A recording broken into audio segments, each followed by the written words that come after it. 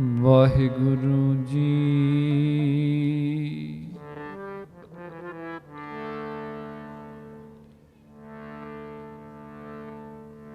सतनाम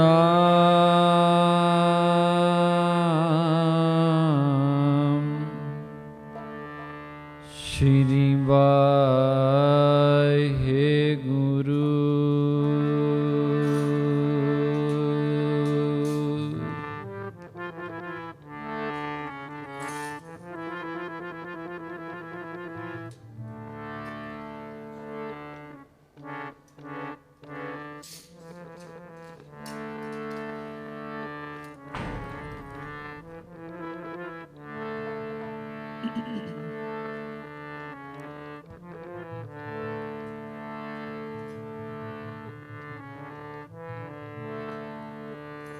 बहुत जन्म बिछरे थे माधो,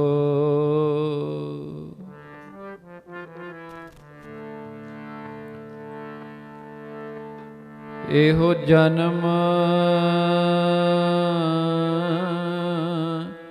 तुम्हारे लेखे।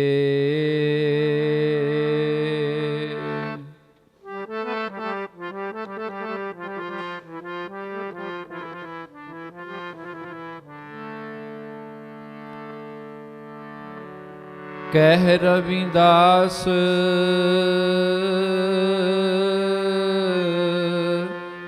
आस लग जीवो, आस लग जीवो। चिर पयो दर्शन देखे,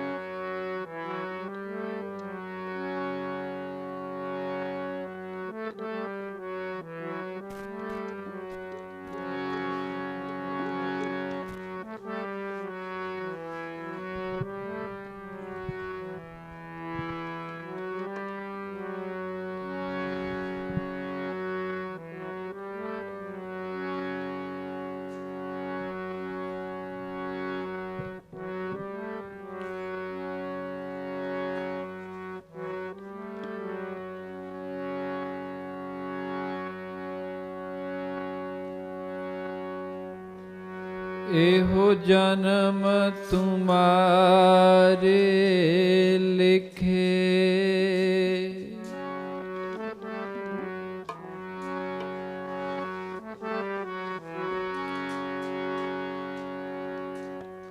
एहो जन्म तुम्हारे लेखे,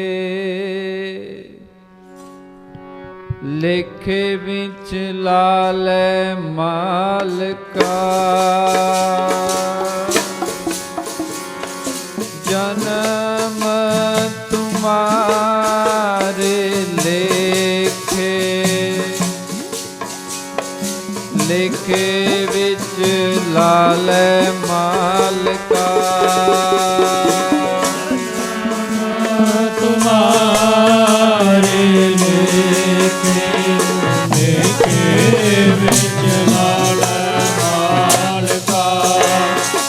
एहो जन्म तुम्हारे लेखे, लेखे विच लाले मालका।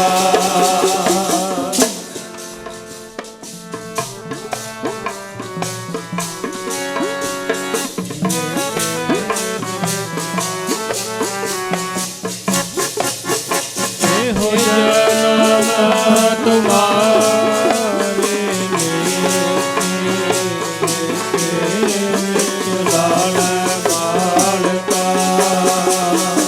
जन्म तुम्हारे लेखे, लेखे विच लाले मालका। जन्म तुम्हारे ਹਰ ਲੇਖੇ ਲੇਖੇ ਵਿੱਚ ਲਾਲੈ ਮਾਲਕਾ ਇਹੋ ਜਨਮ ਤੁਮਾਰੇ ਲੇਖੇ ਲੇਖੇ ਵਿੱਚ ਲਾਲੈ ਮਾਲਕਾ ਇਹੋ ਜਨਮ ਤੁਮਾਰੇ ਲੇਖੇ ਲੇਖੇ ਵਿੱਚ ਲਾਲੈ ਮਾਲਕਾ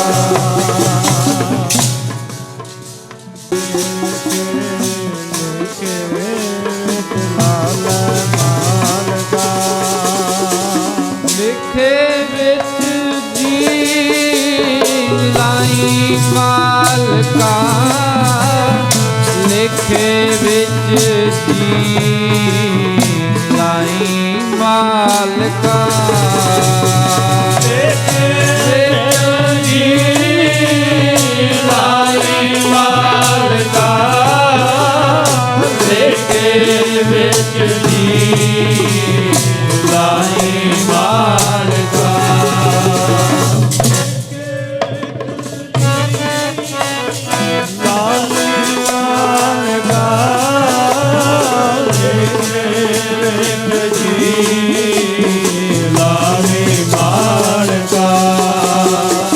ਲਿਖੇ ਵਿੱਚ ਜੀ ਲਾਈ ਮਾਲਕਾ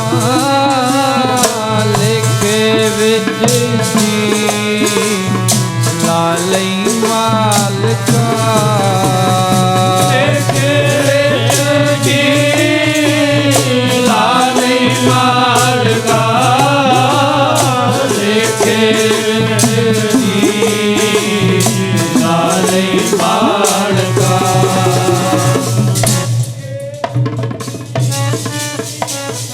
ਲਾਲੀ ਮਾਲਕਾ ਲੇਖੇ ਵਿੱਚ ਜੀ ਲਾਲੀ ਮਾਲਕਾ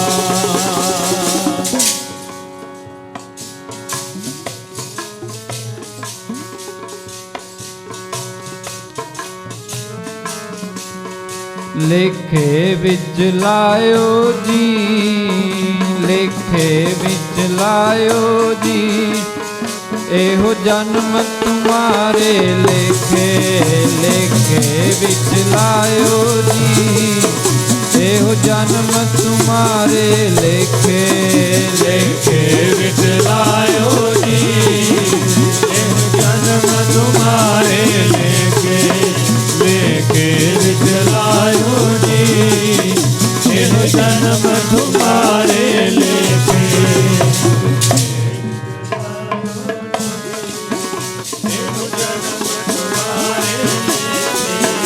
ਲੇਖੇ ਵਿੱਚ ਲਾਇਓ ਜੀ ਇਹੋ ਜਨਮ ਤੁਮਾਰੇ ਲੇਖੇ बहुत जन्म बिछरे थे मागो जन्म तुम्हारे लेके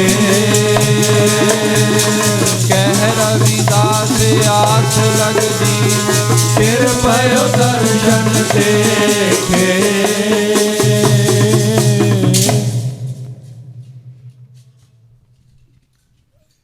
परम सम्मान योग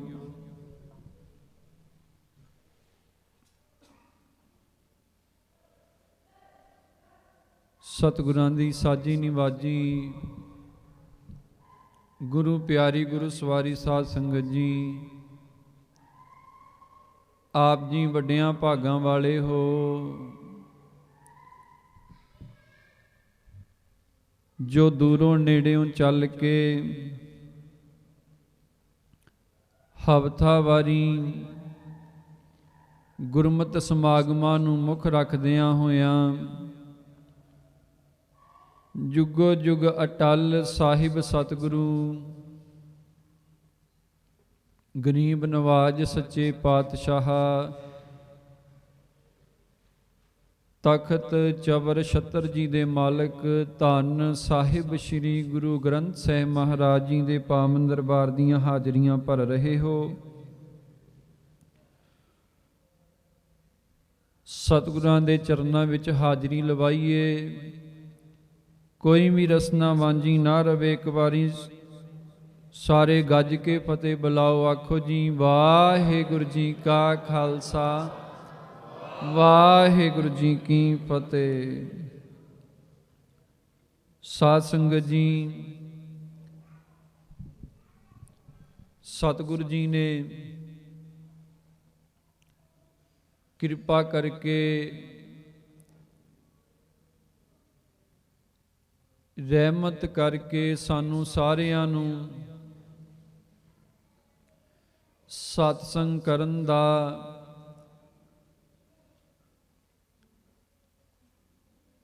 ਸਿਫਤ ਸਲਾਹ ਕਰਨ ਦਾ ਇਹ ਵੇਲਾ ਮਹਾਰਾਜ ਜੀ ਨੇ ਬਖਸ਼ਿਸ਼ ਕੀਤਾ ਹੈ।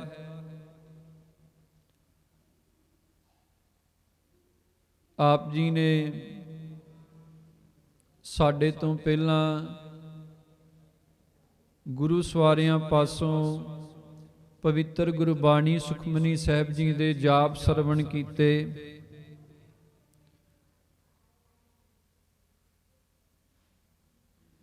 ਜਿਸ ਬਾਣੀ ਦੇ ਵਿੱਚ ਸੱਚੇ ਪਾਤਸ਼ਾਹ ਜੀ ਬਖਸ਼ਿਸ਼ ਕਰਦੇ ਨੇ, ਸੁਖਮਣੀ ਸੁਖ ਅੰਮ੍ਰਿਤ ਪ੍ਰਭ ਕਾ ਨਾਮ ਦੇਹੀ ਮੈਂ ਇਸਕਾ ਬਿਸਰਾਮ।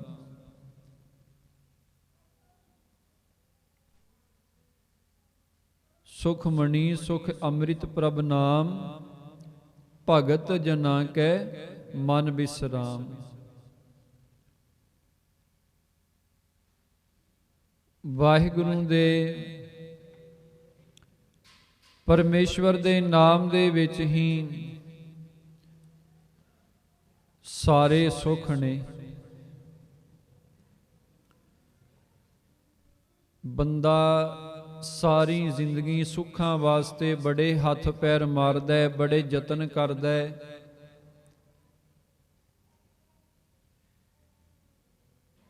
ਦੁਨਿਆਵੀ ਸੁੱਖਾਂ ਵਾਸਤੇ ਆਪਾਂ ਬੜੇ ਯਤਨ, ਬੜੇ ਉਦਮ ਆਪਣੀ ਜ਼ਿੰਦਗੀ ਦੇ ਵਿੱਚ ਕਰਦੇ ਆਂ, ਕਰਨੇ ਚਾਹੀਦੇ ਨੇ। ਕਿਉਂਕਿ ਸਾਡੇ ਸਤਿਗੁਰੂ ਧੰਨ ਗੁਰੂ ਨਾਨਕ ਦੇਵ ਮਹਾਰਾਜ ਸੱਚੇ ਪਾਤਸ਼ਾਹ ਜੀ ਜਿਹੜਾ ਰਾਹ ਸਾਨੂੰ ਵਿਖਾ ਕੇ ਗਏ, ਜਿਹੜਾ ਪੰਥ ਚਲਾ ਕੇ ਗਏ, ਉਸ ਪੰਥ ਦਾ ਪਹਿਲਾ ਸਿਧਾਂਤ ਹੈ ਕਿਰਤ ਕਰੋ। ਕਿਰਤ ਕਰਨੀ ਜ਼ਿੰਦਗੀ ਦੇ ਵਿੱਚ ਜ਼ਰੂਰੀ ਹੈ, ਪਰ ਇਕੱਲਾ ਕਿਰਤ ਨੂੰ ਹੀ ਸਭ ਕੁਝ ਸਮਝ ਲੈਣਾ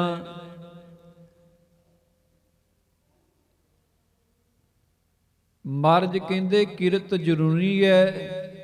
ਜਿੱਥੇ ਕਿਰਤ ਕਰਨੀ ਹੈ, ਕਿਰਤ ਵੀ ਧਰਮ ਦੀ ਹੋਣੀ ਚਾਹੀਦੀ ਹੈ। ਤੇ ਅਗਲਾ ਬਚਨ, ਅਗਲਾ ਸਿਧਾਂਤ ਕੀ ਹੈ? ਨਾਮ ਜਪੋ। ਠੀਕ ਹੈ, ਕਿਰਤ ਕਰਕੇ ਇਸ ਸਰੀਰ ਦਾ ਗੁਜ਼ਾਰਾ ਹੁੰਦਾ ਹੈ, ਪਰ ਮਨ ਦਾ ਜਿਹੜਾ ਸੁੱਖ ਹੈ ਉਹ ਕਿਰਤ ਦੇ ਵਿੱਚੋਂ ਨਹੀਂ ਮਿਲ ਸਕਦਾ।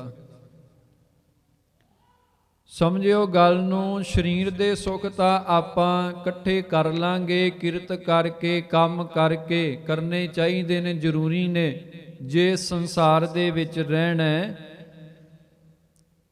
ਤੇ ਕਿਰਤ ਜ਼ਰੂਰੀ ਹੈ, ਪਰ ਸਭ ਕੁਝ ਕਿਰਤ ਨੂੰ ਹੀ ਸਮਝ ਲੈਣਾ, ਕੰਮ ਨੂੰ ਹੀ ਸਭ ਕੁਝ ਸਮਝ ਲੈਣਾ, ਇਹ ਗਲਤ ਹੈ। ਕਿਉਂਕਿ ਮਹਾਰਾਜ ਕਹਿ ਕੇ ਗਏ ਨੇ ਕਿਰਤ ਕਰੋ, ਨਾਮ ਜਪੋ ਤੇ ਵੰਡ ਛਕੋ। ਤਿੰਨ ਸਿਧਾਂਤ ਧੰਨ ਗੁਰੂ ਨਾਨਕ ਦੇਵ ਮਹਾਰਾਜ ਜੀ ਨੇ ਸਾਨੂੰ ਬਖਸ਼ਿਸ਼ ਕੀਤੇ ਨੇ। ਹੁਣ ਕਿਰਤ ਕਰਕੇ ਸਾਨੂੰ ਸਰੀਰ ਦੇ ਸੁੱਖ ਤੇ ਮਿਲ ਜਾਂਦੇ ਨੇ। ਜਿਵੇਂ ਆਪਾਂ ਕੰਮ ਕਰਦੇ ਆਂ, ਕੰਮ ਕਰਦਿਆਂ ਕਿਰਤ ਕਰਦਿਆਂ ਦੁਨਿਆਵੀ ਤਰੱਕੀ ਆਪਾਂ ਕੀਤੀ। ਪਹਿਲਾਂ ਕੱਚੇ ਕੋਠੇ ਹੁੰਦੇ ਸਨ, ਅੱਜ ਪੱਕੇ ਮਕਾਨ ਬਣ ਗਏ ਨੇ, ਕੋਠੀਆਂ ਬਣ ਗਈਆਂ ਨੇ, ਘਰ ਬਣ ਗਏ ਨੇ। ਕਿਤੇ ਬੰਦਾ ਪਹਿਲਾਂ ਪੈਦਲ ਜਾਂਦਾ ਹੁੰਦਾ ਸੀ, ਬੱਸਾਂ ਦੇ ਵਿੱਚ ਸਫ਼ਰ ਕਰਦਾ ਸੀ, ਅੱਜ ਤਰੱਕੀ ਕੀਤੀ, ਆਪਾਂ ਕਿਰਤ ਕੀਤੀ, ਕੰਮ ਕੀਤੇ, ਅੱਜ ਗੱਡੀਆਂ ਦੇ ਵਿੱਚ ਬਹਿ ਕੇ ਆਪਾਂ ਸਫ਼ਰ ਕਰਦੇ ਆਂ। ਸਰੀਰ ਦੇ ਸੁੱਖ ਤੇ ਮਿਲ ਗਏ, ਪਰ ਆਪਾਂ ਵੇਖਣਾ ਆਪਣੇ ਮਨ ਨੂੰ ਕਿ ਕੋਠੀਆਂ ਦੇ ਵਿੱਚ ਬਹਿ ਕੇ, ਗੱਡੀਆਂ ਦੇ ਵਿੱਚ ਬਹਿ ਕੇ ਸਾਡੇ ਮਨ ਸੁਖੀ ਨੇ? ਕਿ ਸਾਡਾ ਜਿਹੜਾ ਮਨ ਹੈ ਉਹ ਖੁਸ਼ ਹੈ? ਅੱਜ ਦਾ ਜਿਹੜਾ ਸਮਾਂ ਹੈ, ਜੇ ਆਪਾਂ ਵੇਖੀਏ ਨਾ, ਬੰਦੇ ਨੂੰ ਪਰੇਸ਼ਾਨੀਆਂ ਬੜੀਆਂ ਨੇ। ਸੋਹਣਾ ਘਰ ਹੈ, ਸੋਹਣਾ ਕਾਰੋਬਾਰ ਹੈ, ਜ਼ਮੀਨ ਜਾਇਦਾਦ ਹੈ, ਸਾਰਾ ਕੁਝ ਹੈ, ਪਰ ਬੰਦਾ ਫਿਰ ਵੀ ਕਹਿੰਦਾ ਮੇਰਾ ਘਰ ਦੇ ਵਿੱਚ ਦਿਲ ਨਹੀਂ ਲੱਗਦਾ, ਮੇਰਾ ਮਨ ਜਿਹੜਾ ਪਰੇਸ਼ਾਨ ਰਹਿੰਦਾ ਹੈ, ਘਰ ਮੈਨੂੰ ਚੰਗਾ ਨਹੀਂ ਲੱਗਦਾ। ਜਿਹੜਾ ਘਰ ਆਪਣੇ ਹੱਥਾਂ ਦੇ ਨਾਲ ਬਣਾਇਆ, ਪੈਸਾ ਜੋੜ ਕੇ, ਪਰ ਜਦੋਂ ਬਣ ਗਿਆ ਮਨ ਪਰੇਸ਼ਾਨ ਰਹਿੰਦਾ ਹੈ, ਮਨ ਸ਼ਾਂਤ ਨਹੀਂ, ਮਨ ਖੁਸ਼ ਨਹੀਂ। ਕਿਉਂਕਿ ਇੱਕ ਗੱਲ ਯਾਦ ਰੱਖੀਏ, ਕਿਰਤ ਕਰਕੇ ਸਾਨੂੰ ਦੁਨਿਆਵੀ ਸੁੱਖ ਤੇ ਮਿਲ ਜਾਂਦੇ ਨੇ, ਜ਼ਿੰਮੇਵਾਰੀਆਂ ਤੋਂ ਭੱਜਣਾ ਨਹੀਂ। ਧੰਨ ਗੁਰੂ ਨਾਨਕ ਦੇਵ ਮਹਾਰਾਜ ਜੀ ਨੇ, ਸਾਡੇ ਬਾਬੇ ਨਾਨਕ ਨੇ ਜ਼ਿੰਮੇਵਾਰੀਆਂ ਨੂੰ ਨਿਭਾਉਣਾ ਸਿਖਾਇਆ ਹੈ, ਪਰਿਵਾਰ ਦੇ ਵਿੱਚ ਰਹਿਣਾ ਸਿਖਾਇਆ ਹੈ, ਸੰਸਾਰ ਦੇ ਵਿੱਚ ਰਹਿਣਾ ਸਿਖਾਇਆ ਹੈ। ਪਰ ਮਹਾਰਾਜ ਨੇ ਢੰਗ ਦੱਸਿਆ, ਤਰੀਕਾ ਦੱਸਿਆ। ਹੁਣ ਆਪਾਂ ਜਿਵੇਂ ਬੰਦਾ ਆਪਣੀ ਜ਼ਿੰਦਗੀ ਦੇ ਵਿੱਚ ਪੁੰਨ ਦਾਨ ਕਰਦਾ ਹੈ, ਜਿਹੜੀ ਤੇ ਕੋਈ ਸਾਖੀ ਹੁੰਦੀ ਹੈ ਉਹ ਸਮਝਣੀ ਬੜੀ ਸੌਖੀ ਹੁੰਦੀ ਹੈ, ਪਰ ਗੁਰਬਾਣੀ ਦੀ ਜਿਹੜੀ ਵਿਚਾਰ ਹੈ ਉਹਨੂੰ ਥੋੜਾ ਜਿਹਾ ਧਿਆਨ ਦੇ ਨਾਲ, ਦਿਮਾਗ ਤੇ ਜ਼ੋਰ ਦੇ ਕੇ ਸਮਝਣਾ ਪੈਂਦਾ ਹੈ। ਆਪਾਂ ਕਰਦੇ ਹਾਂ ਪੁੰਨ ਦਾਨ, ਪਰ ਗੁਰਬਾਣੀ ਦੇ ਵਿੱਚ ਇੱਕ ਥਾਂ ਤੇ ਬਚਨ ਆਉਂਦੇ ਨੇ, ਪੁੰਨ ਦਾਨ ਦੋਏ ਏਕ ਸਮਾਨ। ਮਹਾਰਾਜ ਕਹਿੰਦੇ ਨੇ ਪਾਪ ਪੁੰਨ ਦੋਏ ਏਕ ਸਮਾਨ। ਮਹਾਰਾਜ ਕਹਿੰਦੇ ਪਾਪ ਤੇ ਪੁੰਨ ਦੋਵੇਂ ਇੱਕੋ ਬਰਾਬਰ ਨੇ। ਹੁਣ ਬੜੀ ਵੱਡੀ ਗੱਲ ਹੈ, ਮਹਾਰਾਜ ਦਾ ਇਹ ਬਚਨ ਬੜਾ ਡੂੰਘਾ ਹੈ। ਮਹਾਰਾਜ ਕਹਿੰਦੇ ਪਾਪ ਪੁੰਨ ਦੋਏ ਏਕ ਸਮਾਨ, ਪਾਪ ਤੇ ਪੁੰਨ ਇੱਕੋ ਸਮਾਨ ਨੇ। ਕਦੋਂ? ਜਦੋਂ ਬੰਦੇ ਆਪਣੀ ਮੱਤ ਦੇ ਨਾਲ ਹੀ ਪਾਪ ਕਰਦਾ, ਮਨ ਦੇ ਪਿੱਛੇ ਲੱਗ ਕੇ ਆਪਾਂ ਪਾਪ ਕਰਦੇ ਆਂ, ਮਾੜੇ ਕਰਮ ਕਰਦੇ ਆਂ, ਨਿੰਦਿਆ ਕਰਦੇ ਆਂ, ਈਰਖਾ ਕਰਦੇ ਆਂ, ਫਿੱਕਾ ਬੋਲਦੇ ਆਂ, ਤੇ ਮਨ ਦੇ ਵਿੱਚ ਹੀ, ਮਨ ਦੇ ਪਿੱਛੇ ਹੀ ਲੱਗ ਕੇ ਪਿਆਰਿਓ ਆਪਾਂ ਪੁੰਨ ਵੀ ਕਰਦੇ ਆਂ। ਮੰਨ ਲਓ ਇੱਥੇ ਸੱਚੇ ਪਾਤਸ਼ਾਹ ਜੀ ਕਹਿੰਦੇ ਨੇ ਪਾਪ ਪੁੰਨ ਦੋਏ ਏਕ ਸਮਾਨ, ਕੀ ਪਾਪ ਵੀ ਤੇ ਪੁੰਨ ਵੀ ਇੱਕੋ ਬਰਾਬਰ ਨੇ। ਫਿਰ ਪੁੰਨ ਕਰਨ ਦਾ ਆਪਾਂ ਨੂੰ ਲਾਹਾ ਕੀ, ਲਾਭ ਕੀ? ਮਹਾਰਾਜ ਕਹਿੰਦੇ ਨੇ ਦੋਵੇਂ ਇੱਕੋ ਸਮਾਨ ਨੇ। ਮਹਾਰਾਜ ਕਹਿੰਦੇ ਦੋਵੇਂ ਉੱਥੇ ਇੱਕੋ ਸਮਾਨ ਨੇ ਜਦੋਂ ਅਸੀਂ ਆਪਣੇ ਮਨ ਦੇ ਪਿੱਛੇ ਹੀ ਲੱਗ ਕੇ ਪਾਪ ਕਰਦੇ ਹਾਂ ਤੇ ਆਪਣੇ ਮਨ ਦੇ ਪਿੱਛੇ ਹੀ ਲੱਗ ਕੇ ਪੁੰਨ ਕਰਦੇ ਹਾਂ। ਕਦੋਂ ਇੱਕ ਸਮਾਨ ਹੋ ਜਾਂਦੇ ਨੇ? ਗੁਰੂ ਤੇਗ ਬਹਾਦਰ ਮਹਾਰਾਜ ਜੀ ਦਾ ਇੱਕ ਬਚਨ ਹੁੰਦਾ ਹੈ, ਤੀਰਥ ਬਰਤ ਅਰਦਾਨ ਕਰ ਮਨ ਮੈਂ ਧਰੈ ਗੁਮਾਨ, ਨਾਨਕ ਨਿਹਫਲ ਜਾਤ ਤੇ ਜਿਉ ਕੁੰਚਰ ਇਸ਼ਨਾਨ। ਕਦੋਂ ਇਹ ਨਿਹਫਲ ਇਹ ਚੀਜ਼ਾਂ ਹੋ ਜਾਂਦੀਆਂ ਨੇ, ਫਲ ਤੋਂ ਰਹਿਤ ਹੋ ਜਾਂਦੀਆਂ। ਤੀਰਥ ਬਰਤ ਅਰਦਾਨ ਕਰ, ਤੀਰਥਾਂ ਤੇ ਜਾ ਕੇ ਇਸ਼ਨਾਨ ਕੀਤਾ, ਵਰਤ ਵੀ ਰੱਖੇ, ਦਾਨ ਵੀ ਕੀਤਾ, ਪਰ ਕੀਤਾ ਕਿਵੇਂ? ਇੱਕ ਚੀਜ਼ ਨਾਲ ਚੱਲਦੀ ਰਹੀ, ਮਨ ਮੈਂ ਧਰੈ ਗੁਮਾਨ। ਮਨ ਦੇ ਵਿੱਚ ਗੁਮਾਨ ਨੂੰ, ਹੰਕਾਰ ਨੂੰ ਧਾਰਨ ਕਰਕੇ ਕਿ ਮੈਂ ਦਾਨ ਕਰਦਾ ਪਿਆ। ਇੱਕ ਤੇ ਮਾੜੇ ਕਰਮਾਂ ਵਾਲਾ ਜਿਹੜੀ ਮੈਲ ਸੀ ਉਹ ਮਨ ਤੇ ਲੱਗ ਗਈ, ਜਿਹੜੇ ਪਾਪ ਕੀਤੇ, ਜਿਹੜੇ ਮਾੜੇ ਕਰਮ ਕੀਤੇ, ਉਹ ਮੈਲ ਤੇ ਮਨ ਤੇ ਲੱਗੀ ਤੇ ਪੁੰਨ ਵਾਲੀ ਮੈਲ ਵੀ ਸਾਡੇ ਮਨ ਤੇ ਲੱਗ ਜਾਂਦੀ। ਮੈਂ ਤੀਰਥਾਂ ਤੇ ਜਾ ਕੇ ਇਸ਼ਨਾਨ ਕਰਦਾ, ਮੈਂ ਪੁੰਨ ਦਾਨ ਕਰਦਾ, ਮੈਲ ਹੋਰ ਲੱਗ ਗਈ। ਪਾਤਸ਼ਾਹ ਜੀ ਦੇ ਆਪਾਂ ਕਿੰਨੇ ਬਚਨ ਪੜ੍ਹਦੇ ਆਂ, ਤੀਰਥ ਨਾਤਾ ਕਿਆ ਕਰੇ ਜੋ ਮਨ ਮੈਂ ਮੈਲ ਗੁਮਾਨ। ਤੇਰਾ ਤੀਰਥ ਨਾਤਾ ਕੀ ਕਰੇਗਾ ਜੇ ਤੀਰਥਾਂ ਤੇ ਜਾ ਕੇ ਤੇ ਤੇਰੇ ਮਨ ਦਾ ਜਿਹੜੀ ਅਸਲੀ ਮੈਲ ਹੈ, ਮਨ ਨੂੰ ਜਿਹੜੀ ਲੱਗੀ ਹੋਈ ਹੈ, ਗੁਮਾਨ ਦੀ, ਹੰਕਾਰ ਦੀ, ਹਉਮੈ ਦੀ, ਜਿਹੜੀ ਸਾਡੇ ਤੇ ਪਰਮਾਤਮਾ ਦੇ ਵਿੱਚ, ਸਾਡੇ ਇਸ ਸਰੀਰ ਦੇ ਵਿੱਚ ਹੀ ਆਤਮਾ ਤੇ ਪਰਮਾਤਮਾ ਵੀ ਵਿੱਚ ਹੈ। ਧੰਨ ਗੁਰੂ ਗ੍ਰੰਥ ਸਾਹਿਬ ਮਹਾਰਾਜ ਜੀ ਦੀ ਜਿੰਨੀ ਬਾਣੀ ਹੈ ਨਾ, ਬਾਣੀ ਇਹੀ ਸਮਝਾਉਂਦੀ ਹੈ। ਬਾਣੀ ਕਹਿੰਦੀ ਹੈ, ਭਾਈ ਰੱਬ ਬਾਹਰ ਨਹੀਂ, ਰੱਬ ਤੇਰੇ ਅੰਦਰ ਹੈ। ਸਭ ਕਿਛ ਘਰ ਮੈਂ ਬਾਹਰ ਨਾਹੀ, ਬਾਹਰ ਟੋਲੇ ਸੋ ਭਰਮ ਭੁਲਾਹੀ। ਮਹਾਰਾਜ ਕਹਿੰਦੇ ਸਭ ਕਿਛ ਘਰ ਮੈਂ, ਘਰ ਤੋਂ ਭਾਵ ਇਸ ਸਰੀਰ ਦੇ ਵਿੱਚ ਹੀ ਸਭ ਕੁਝ ਹੈ। ਬਾਹਰ ਨਾਹੀ, ਬਾਹਰ ਕੁਛ ਵੀ ਨਹੀਂ। ਬਾਹਰ ਟੋਲੇ, ਜਿਹੜਾ ਬਾਹਰ ਲੱਭਦਾ ਫਿਰਦਾ ਹੈ ਨਾ ਰੱਬ ਨੂੰ, ਤੇ ਉਹ ਭਰਮ ਦੇ ਵਿੱਚ ਪਿਆ ਹੋਇਆ ਹੈ। ਮਨ ਰੇ ਥਿਰ ਰਹੋ, ਮਤ ਕਤ ਜਾਹੀ ਜੀਓ, ਬਾਹਰ ਢੂੰਡਤ ਬਹੁ ਦੁਖ ਪਾਵੇ, ਕਰ ਅੰਮ੍ਰਿਤ ਕਟਮਾਹੀ ਜੀਓ। ਮਹਾਰਾਜ ਕਹਿੰਦੇ ਨੇ ਮਨਾ ਥਿਰ ਰਹਿ, ਟਿਕਿਆ ਰਹਿ, ਟਿਕਾਣੇ ਰਹਿ, ਗੁਰੂ ਦੇ ਨਾਲ ਜੁੜ, ਕਿਤੇ ਹੋਰ ਨਾ ਭੱਜਿਆ ਫਿਰ। ਸਾਡਾ ਮਨ ਭੱਜਿਆ ਫਿਰਦਾ ਨਾ, ਦਿਨ ਰਾਤ ਭੱਜਿਆ ਹੀ ਰਹਿੰਦਾ। ਮਹਾਰਾਜ ਕਹਿੰਦੇ ਨੇ ਤੇਰਾ ਤੀਰਥਾਂ ਤੇ ਜਾਣ ਦਾ ਤਾਂ ਫਾਇਦਾ ਹੈ ਜੇ ਜਾ ਕੇ ਤੀਰਥਾਂ ਤੇ ਇਸ਼ਨਾਨ ਕਰਕੇ ਆਪਣਾ ਕੋਈ ਨਾ ਕੋਈ ਔਗਣ ਉੱਥੇ ਛੱਡ ਕੇ ਆਵੇਂ, ਤੇ ਨਹੀਂ ਤੇ ਉਦਾਂ ਮਹਾਰਾਜ ਕਹਿੰਦੇ ਨੇ ਬਾਹਰ ਧੋਤੀ ਤੁੰਬੜੀ, ਅੰਦਰ ਵਿਸ ਨਿਕੋਰ, ਸਾਧ ਭਲੇ ਅਨਨਾਤਿਆਂ, ਚੋਰ ਸੇ ਚੋਰਾਂ ਚੋਰ। ਕਹਿੰਦੇ ਇਹਦੇ ਨਾਲੋਂ ਤੇ ਫਿਰ ਇਹ ਹੈ, ਸਾਧ ਜਿਨੇ ਆਪਣੇ ਜੀਵਨ ਦੇ ਵਿੱਚ ਆਪਣੇ ਇੰਦਰੀਆਂ ਨੂੰ ਸਾਧ ਲਿਆ, ਉਹ ਭਾਵੇਂ ਤੀਰਥਾਂ ਤੇ ਜਾ ਕੇ ਇਸ਼ਨਾਨ ਨਾ ਵੀ ਕਰੇ, ਇਹਨੂੰ ਤਰਕ ਵਾਲੇ ਪਾਸੇ ਨਾ ਲੈ ਕੇ ਜਾਓ ਕਿ ਤੀਰਥਾਂ ਤੇ ਇਸ਼ਨਾਨ ਨਹੀਂ ਕਰਨਾ ਚਾਹੀਦਾ, ਤੀਰਥਾਂ ਤੇ ਜਾਣਾ ਨਹੀਂ ਚਾਹੀਦਾ। ਜਾਣਾ ਚਾਹੀਦਾ, ਇਸ਼ਨਾਨ ਕਰਨਾ ਚਾਹੀਦਾ, ਪਰ ਅੰਦਰ ਭਾਵਨਾ ਵੀ ਹੋਣੀ ਚਾਹੀਦੀ ਹੈ। ਮਹਾਰਾਜ ਕਹਿੰਦੇ ਸਾਧ ਭਲੇ ਅਨਨਾਤਿਆਂ, ਜਿਨੇ ਆਪਣੇ ਜੀਵਨ ਦੇ ਵਿੱਚ ਆਪਣੇ ਕਰਮ ਇੰਦਰੀਆਂ ਨੂੰ, ਆਪਣੇ ਗਿਆਨ ਇੰਦਰੀਆਂ ਨੂੰ ਸਾਧ ਲਿਆ ਨਾ, ਉਹ ਭਾਵੇਂ ਤੀਰਥਾਂ ਤੇ ਇਸ਼ਨਾਨ ਨਾ ਵੀ ਕਰਨ ਤਾਂ ਵੀ ਉਹ ਪਵਿੱਤਰ ਨੇ।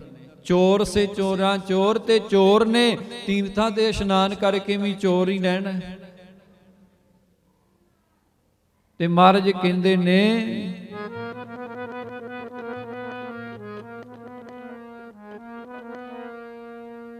ਤੇਰੇ ਅੰਦਰੋਂ ਮੈਲ ਨਾ ਜੀ ਜਾਵੇ, ਨੌਂਦਾ ਫਿਰੇ ਤੀਰਥਾਂ ਤੇ, ਅੰਦਰੋਂ ਮੈਲ ਨਾ ਜਾਵੇ, ਨੌਂਦਾ ਫਿਰੇ ਤੀਰਥਾਂ ਤੇ, ਤੇਰੇ ਅੰਦਰੋਂ ਮੈਲ ਨਾ ਜਾਵੇ, ਨੌਂਦਾ ਫਿਰੇ ਤੀਰਥਾਂ ਤੇ, ਉਹ ਤੇਰੇ ਅੰਦਰੋਂ ਮੈਲ ਨਾ ਜਾਵੇ, ਨੌਂਦਾ ਫਿਰੇ ਤੀਰਥਾਂ ਤੇ, ਮੈਲ ਨਾ ਜਾਵੇ, ਨੌਂਦਾ ਫਿਰੇ ਤੀਰਥਾਂ ਤੇ, ਨੌਂਦਾ ਫਿਰੇ ਤੀਰਥਾਂ ਤੇ, ਨੌਂਦਾ ਫਿਰੇ ਤੀਰਥਾਂ ਤੇ, ਨੌਂਦਾ ਫਿਰੇ ਤੀਰਥਾਂ ਤੇ, ਨੌਂਦਾ ਫਿਰੇ ਤੀਰਥਾਂ ਤੇ,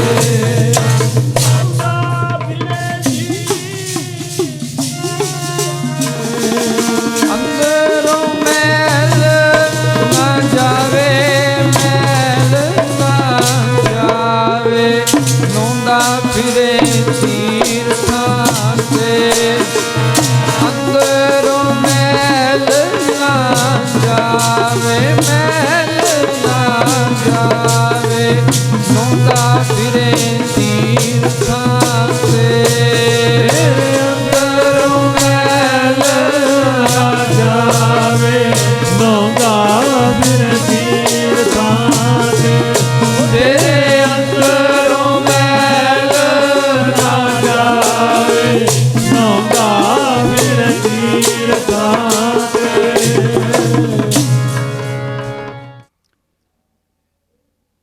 ਇਹ ਸਰੀਰ ਵੀ ਇੱਕ ਤੀਰਥ ਬਣ ਜਾਂਦਾ ਹੈ ਜਦੋਂ ਗੁਰੂ ਦਾ ਸ਼ਬਦ ਹਿਰਦੇ ਦੇ ਵਿੱਚ ਵਸ ਜਾਵੇ।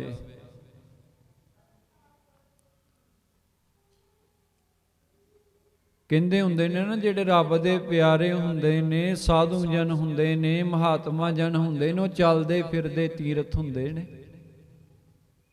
ਜਿਵੇਂ ਤੀਰਥਾਂ ਤੇ ਜਾ ਕੇ ਆਪਾਂ ਪਾਪਾਂ ਦੀ ਮੈਲ ਦੂਰ ਕਰਦੇ ਆਂ, ਇਸੇ ਤਰ੍ਹਾਂ ਹੀ ਜਿਹੜੇ ਸਾਧੂ ਜਨ ਹੁੰਦੇ ਨੇ, ਰੱਬ ਦੇ ਪਿਆਰੇ ਹੁੰਦੇ ਨੇ, ਜਦੋਂ ਉਹਨਾਂ ਦੀ ਸੰਗਤ ਦੇ ਵਿੱਚ ਆਉਂਦਾ ਹੈ, ਕੋਈ ਉਹਨਾਂ ਦਾ ਸੰਗ ਕਰਦਾ ਹੈ, ਤੇ ਉਹਨਾਂ ਦੇ ਬਚਨਾਂ ਰੂਪੀ ਜਲ ਦੇ ਨਾਲ ਜਦੋਂ ਕੋਈ ਆਪਣੇ ਮਨ ਦਾ ਇਸ਼ਨਾਨ ਕਰਾਉਂਦਾ ਨਾ, ਜਨਮਾਂ ਜਨਮਾਂ ਦੀ ਮੈਲ ਧੋ ਦਿੰਦੇ ਨੇ। ਇਹ ਸਤ ਸੰਗਤ ਵੀ ਇੱਕ ਤੀਰਥ ਹੈ। ਗੁਰਸਿੱਖ ਦੇ ਵਾਸਤੇ ਸਭ ਤੋਂ ਵੱਡਾ ਤੀਰਥ ਹੈ ਸਤ ਸੰਗਤ। ਇਸ ਤੀਰਥ ਦੇ ਵਿੱਚ ਆ ਕੇ ਆਪਾਂ ਗੁਰਬਾਣੀ ਦੀ ਵਿਚਾਰ ਰੂਪੀ ਜਲ ਦੇ ਵਿੱਚ, ਅੰਮ੍ਰਿਤ ਦੇ ਵਿੱਚ ਆਪਣੇ ਮਨ ਦਾ ਇਸ਼ਨਾਨ ਕਰਾਉਣਾ ਹੈ।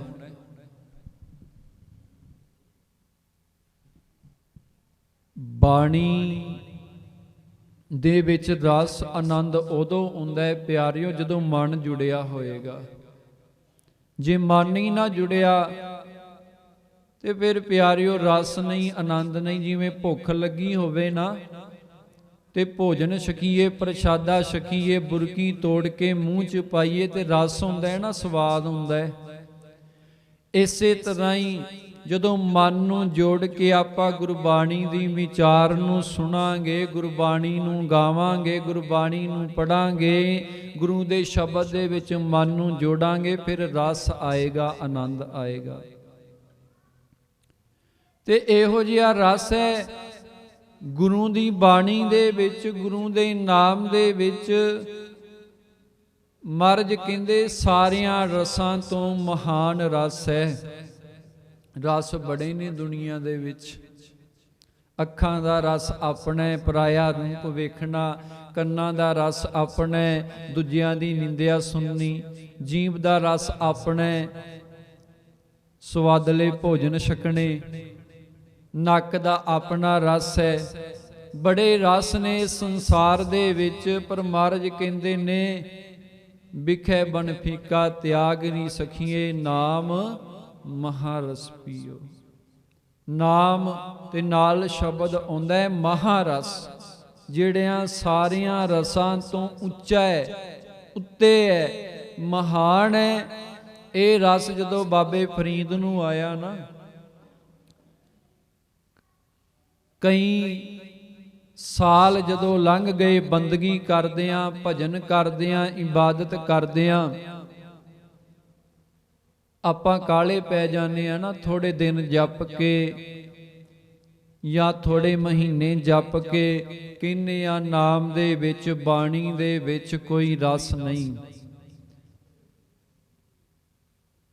ਪਰ ਗੁਰਬਾਣੀ ਦਾ ਇੱਕ ਇੱਕ ਬਚਨ ਪਿਆਰਿਓ ਸੱਚ ਹੈ।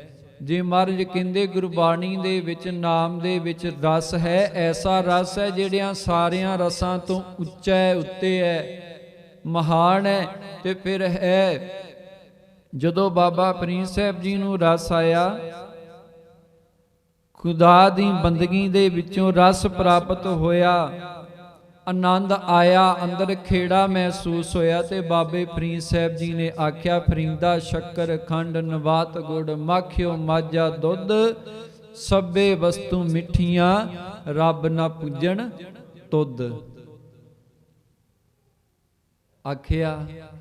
ਬਾਬਾ ਸਾਹਿਬ ਜੀ ਨੇ ਕਹਿੰਦੇ ਇੰਨਾ ਕੁ ਰਸ ਹੈ ਖੁਦਾ ਦੇ ਨਾਮ ਦੇ ਵਿੱਚ, ਅੱਲਾ ਦੀ ਬੰਦਗੀ ਦੇ ਵਿੱਚ। ਇਹ ਸਾਰੀਆਂ ਮਿੱਠੀਆਂ ਵਸਤੂਆਂ ਵੀ ਰੱਬ ਦੇ ਨਾਮ ਦੇ ਅੱਗੇ ਫਿੱਕੀਆਂ ਨੇ। ਆਪਾਂ ਇਹ ਬਚਨ ਅੱਗੇ ਕਈ ਵਾਰ ਵਿਚਾਰਿਆ। ਫਰੀਦਾ ਸ਼ੱਕਰ ਦਾ ਸਿੱਧਾ ਹੀ ਅਰਥ ਹੈ ਸ਼ੱਕਰ, ਖੰਡ, ਨਿਵਾਤ, ਮਿਸ਼ਰੀ। ਸ਼ੱਕਰ, ਖੰਡ, ਨਵਾਤ, ਗੁੜ, ਮਾਖਿਓ, ਸ਼ਹਿਦ, ਮਾਝਾ ਦੁੱਧ, ਮੱਝ ਦਾ ਦੁੱਧ, ਸਭੇ ਵਸਤੂ ਮਿੱਠੀਆਂ ਰੱਬ ਨਾ ਪੁੱਜਣ ਤੁਧ। ਪਰ ਮਾਲਕਾ ਜਿਹੜਾ ਰਸ, ਜਿਹੜਾ ਆਨੰਦ ਤੇਰੇ ਨਾਮ ਦੇ ਵਿੱਚ ਹੈ ਨਾ, ਉਹਦੇ ਅੱਗੇ ਸਾਰੀਆਂ ਵਸਤੂਆਂ ਫਿੱਕੀਆਂ ਨੇ। ਹੁਣ ਆਪਾਂ ਵਿਚਾਰ ਕਰ ਰਹੇ ਸੀ, ਮਹਾਰਾਜ ਕਹਿੰਦੇ ਪਾਪ ਪੁੰਨ ਦੋਏ ਏਕ ਸਮਾਨ। ਇੱਕ ਹੋਰ ਬਚਨ ਹੁੰਦਾ ਗੁਰਬਾਣੀ ਦੇ ਵਿੱਚ, ਪਾਤਸ਼ਾਹ ਜੀ ਕਹਿੰਦੇ ਨੇ ਮਨ ਮੈਲੈ ਸਭ ਕਿਛ ਮੈਲਾ। ਜਿੰਨੀ ਦੇਰ ਤੱਕ ਮਨ ਦੇ ਵਿੱਚ ਮੈਲ ਹੈ, ਮਹਾਰਾਜ ਕਹਿੰਦੇ ਨੇ ਸਾਡੇ ਕੀਤੇ ਹੋਏ ਕਰਮ ਆਟੋਮੈਟਿਕ ਮੈਲੇ ਹੀ ਹੁੰਦੇ ਨੇ। ਅੰਦਰ ਮੈਲ ਹੈ, ਭਾਵੇਂ ਤੀਰਥ ਤੇ ਚਲੇ ਜਾਓ, ਮਨ ਤੇ ਮੈਲ ਹੈ ਨਾ, ਮੈਲ ਤੇ ਅੰਦਰ ਹੈ।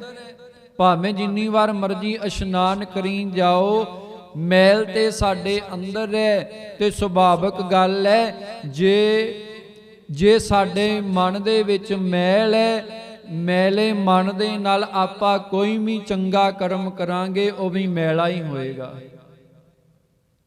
ਹੁਣ ਮੰਨ ਲਓ ਮਨ ਦੇ ਵਿੱਚ ਮੈਲ ਹੈ, ਆਪਾਂ ਗੁਰਦੁਆਰੇ ਆਏ ਆ, ਜੇ ਅੰਦਰ ਮੈਲ ਹੈ, ਜੇ ਤੇ ਭਾਵਨਾ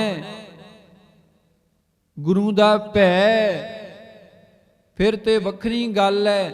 ਪਰ ਜੇ ਅੰਦਰ ਮੈਲ ਹੈ, ਭਾਵੇਂ ਗੁਰਦੁਆਰੇ ਵੀ ਆ ਜਾਈਏ, ਇਹਨਾਂ ਅੱਖਾਂ ਨੇ ਫਿਰ ਵੀ ਮੈਲਾ ਹੀ ਵੇਖਣਾ ਹੈ। ਆਏ ਤੇ ਚੰਗਾ ਕਰਮ ਕਰਨ ਵਾਸਤੇ ਆ, ਪਰ ਅੰਦਰ ਮੈਲ ਹੈ, ਮਨ ਮੈਲਾ ਹੈ, ਅੱਖਾਂ ਇੱਥੇ ਆ ਕੇ ਵੀ ਮੈਲਾ ਵੇਖਦੀਆਂ ਨੇ। ਇੱਥੇ ਆ ਕੇ ਸੁਣਨੀ ਗੁਰਬਾਣੀ ਸੀ, ਗੁਰੂ ਦੇ ਬਚਨ ਸੁਣਨੇ ਸਨ, ਗੁਰੂ ਦੀ ਵਿਚਾਰ ਸੁਣਨੀ ਸੀ, ਪਰ ਇੱਥੇ ਆ ਕੇ ਵੀ ਅਸੀਂ ਗੁਰਦੁਆਰੇ ਆ ਕੇ ਵੀ ਨਿੰਦਿਆ ਸੁਣਨ ਤੋਂ ਗੁਰੇਜ਼ ਨਹੀਂ ਕਰਦੇ, ਕਿਉਂਕਿ ਅੰਦਰ ਮੈਲ ਹੈ ਨਾ।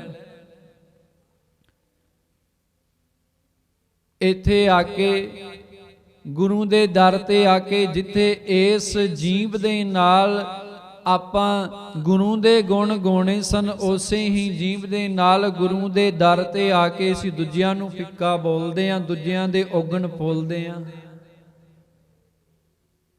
ਕਾਰਨ ਕੀ ਹੈ? ਕਿਉਂਕਿ ਮਨ ਮੈਲਾ ਹੈ। ਹੁਣ ਸਾਡੇ ਹੱਥਾਂ ਨੂੰ ਜੇ ਕਾਲਖ ਲੱਗੀ ਹੋਏਗੀ, ਸਮਝਿਓ ਗੱਲ ਨੂੰ, ਜੇ ਸਾਡੇ ਹੱਥਾਂ ਨੂੰ ਕਾਲਖ ਲੱਗੀ ਹੈ ਤੇ ਸੁਭਾਵਿਕ ਗੱਲ ਹੈ, ਜਿਸ ਵੀ ਚੀਜ਼ ਨੂੰ ਆਪਾਂ ਹੱਥਾਂ ਦੇ ਨਾਲ ਸਪਰਸ਼ ਕਰਾਂਗੇ ਤੇ ਉਹ ਵੀ ਦਾਗੀ ਹੋ ਜਾਏਗੀ, ਉਸ ਚੀਜ਼ ਨੂੰ ਵੀ ਕਾਲਖ ਲੱਗੇਗੀ। ਇਸੇ ਤਰ੍ਹਾਂ ਹੀ ਮਨ ਨੂੰ ਕਾਲਖ ਲੱਗੀ ਹੋਈ ਹੈ ਜਨਮਾਂ ਜਨਮਾਂ ਦੀ, ਜਨਮ ਜਨਮ ਕੀ ਇਸ ਮਨ ਕੋ ਮਲ ਲਾਗੀ, ਕਾਲਾ ਹੋਆ ਸਿਆਹੋ। ਮਹਾਰਾਜ ਕਹਿੰਦੇ ਜਨਮਾਂ ਜਨਮਾਂ ਦੀ ਮੈਲ ਲੱਗੀ ਹੈ, ਕਾਲਾ ਹੋਇਆ ਪਿਆ ਹੈ, ਤੇ ਇਸ ਮਨ ਨੂੰ ਧੋਣ ਦਾ ਇੱਕੋ ਇੱਕ ਸਾਧਨ ਹੈ। ਜਿਵੇਂ ਆਪਾਂ ਕੱਪੜਾ ਨਹੀਂ ਨਾ ਮੈਲਾ ਪਾ ਸਕਦੇ, ਚੰਗਾ ਨਹੀਂ ਲੱਗਦਾ ਆਪਣੇ ਆਪ ਨੂੰ, ਜੇ ਆਪਾਂ ਸਰੀਰ ਤੇ ਕੋਈ ਕੱਪੜਾ ਪਾਇਆ ਹੈ ਤੇ ਦਾਗ ਲੱਗੇ ਨੇ, ਮੈਲ ਲੱਗੀ ਹੈ, ਸਾਨੂੰ ਚੰਗਾ ਨਹੀਂ ਲੱਗਦਾ। ਤੇ ਇਸੇ ਤਰ੍ਹਾਂ ਹੀ ਧੰਨ ਗੁਰੂ ਨਾਨਕ ਦੇਵ ਮਹਾਰਾਜ ਜੀ ਕਹਿੰਦੇ ਨੇ, ਜਿਸ ਮਨ ਨੂੰ ਵਿਕਾਰਾਂ ਦੇ ਵਾਸ਼ਨਾਵਾਂ ਦੇ ਦਾਗ ਲੱਗੇ ਨੇ, ਮੈਲ ਲੱਗੀ ਹੈ, ਇਹੋ ਜਿਹਾ ਮਨ ਮੇਰੇ ਮਾਲਕ ਨੂੰ ਭਾਉਂਦਾ ਨਹੀਂ, ਗੁਰੂ ਨੂੰ ਭਾਉਂਦਾ ਨਹੀਂ, ਚੰਗਾ ਨਹੀਂ ਲੱਗਦਾ।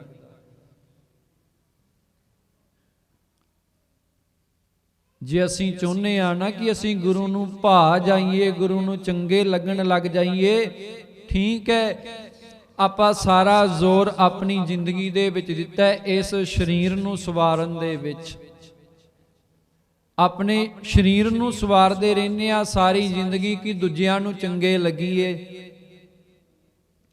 ਬੰਦਾ ਆਪਣੇ ਵੱਲ ਨਹੀਂ ਵੇਖਦਾ। ਅਸੀਂ ਦੂਜਿਆਂ ਨੂੰ ਚੰਗੇ ਲੱਗਣ ਵਾਸਤੇ, ਸੋਹਣੇ ਲੱਗਣ ਵਾਸਤੇ ਆਪਣੇ ਸਰੀਰ ਨੂੰ ਸਵਾਰਦੇ ਆ, ਤੇ ਕਿਤੇ ਇਹ ਵੀ ਸੋਚੀਏ ਕਿ ਅਸੀਂ ਗੁਰੂ ਨੂੰ ਵੀ ਸੋਹਣੇ ਲੱਗੀਏ, ਗੁਰੂ ਨੂੰ ਵੀ ਚੰਗੇ ਲੱਗੀਏ। ਤੇ ਗੁਰੂ ਨੂੰ ਚੰਗੇ ਲੱਗਣ ਵਾਸਤੇ, ਗੁਰੂ ਨੂੰ ਸੋਹਣੇ ਲੱਗਣ ਵਾਸਤੇ ਸੰਗਤ ਜੀ ਸਾਨੂੰ ਆਪਣਾ ਮਨ ਸਵਾਰਨਾ ਪਏਗਾ। ਆਪਣੇ ਮਨ ਨੂੰ ਸਵਾਰਨ ਵਾਲੇ ਪਾਸੇ ਵੀ ਤੁਰੀਏ। ਆਪਾਂ ਮਹਾਂਪੁਰਖਾਂ ਦੀ ਸੰਗਤ ਕਰਦੇ ਆਂ, ਸੰਗ ਕਰਦੇ ਆਂ ਰੱਬ ਦੇ ਪਿਆਰਿਆਂ ਦਾ,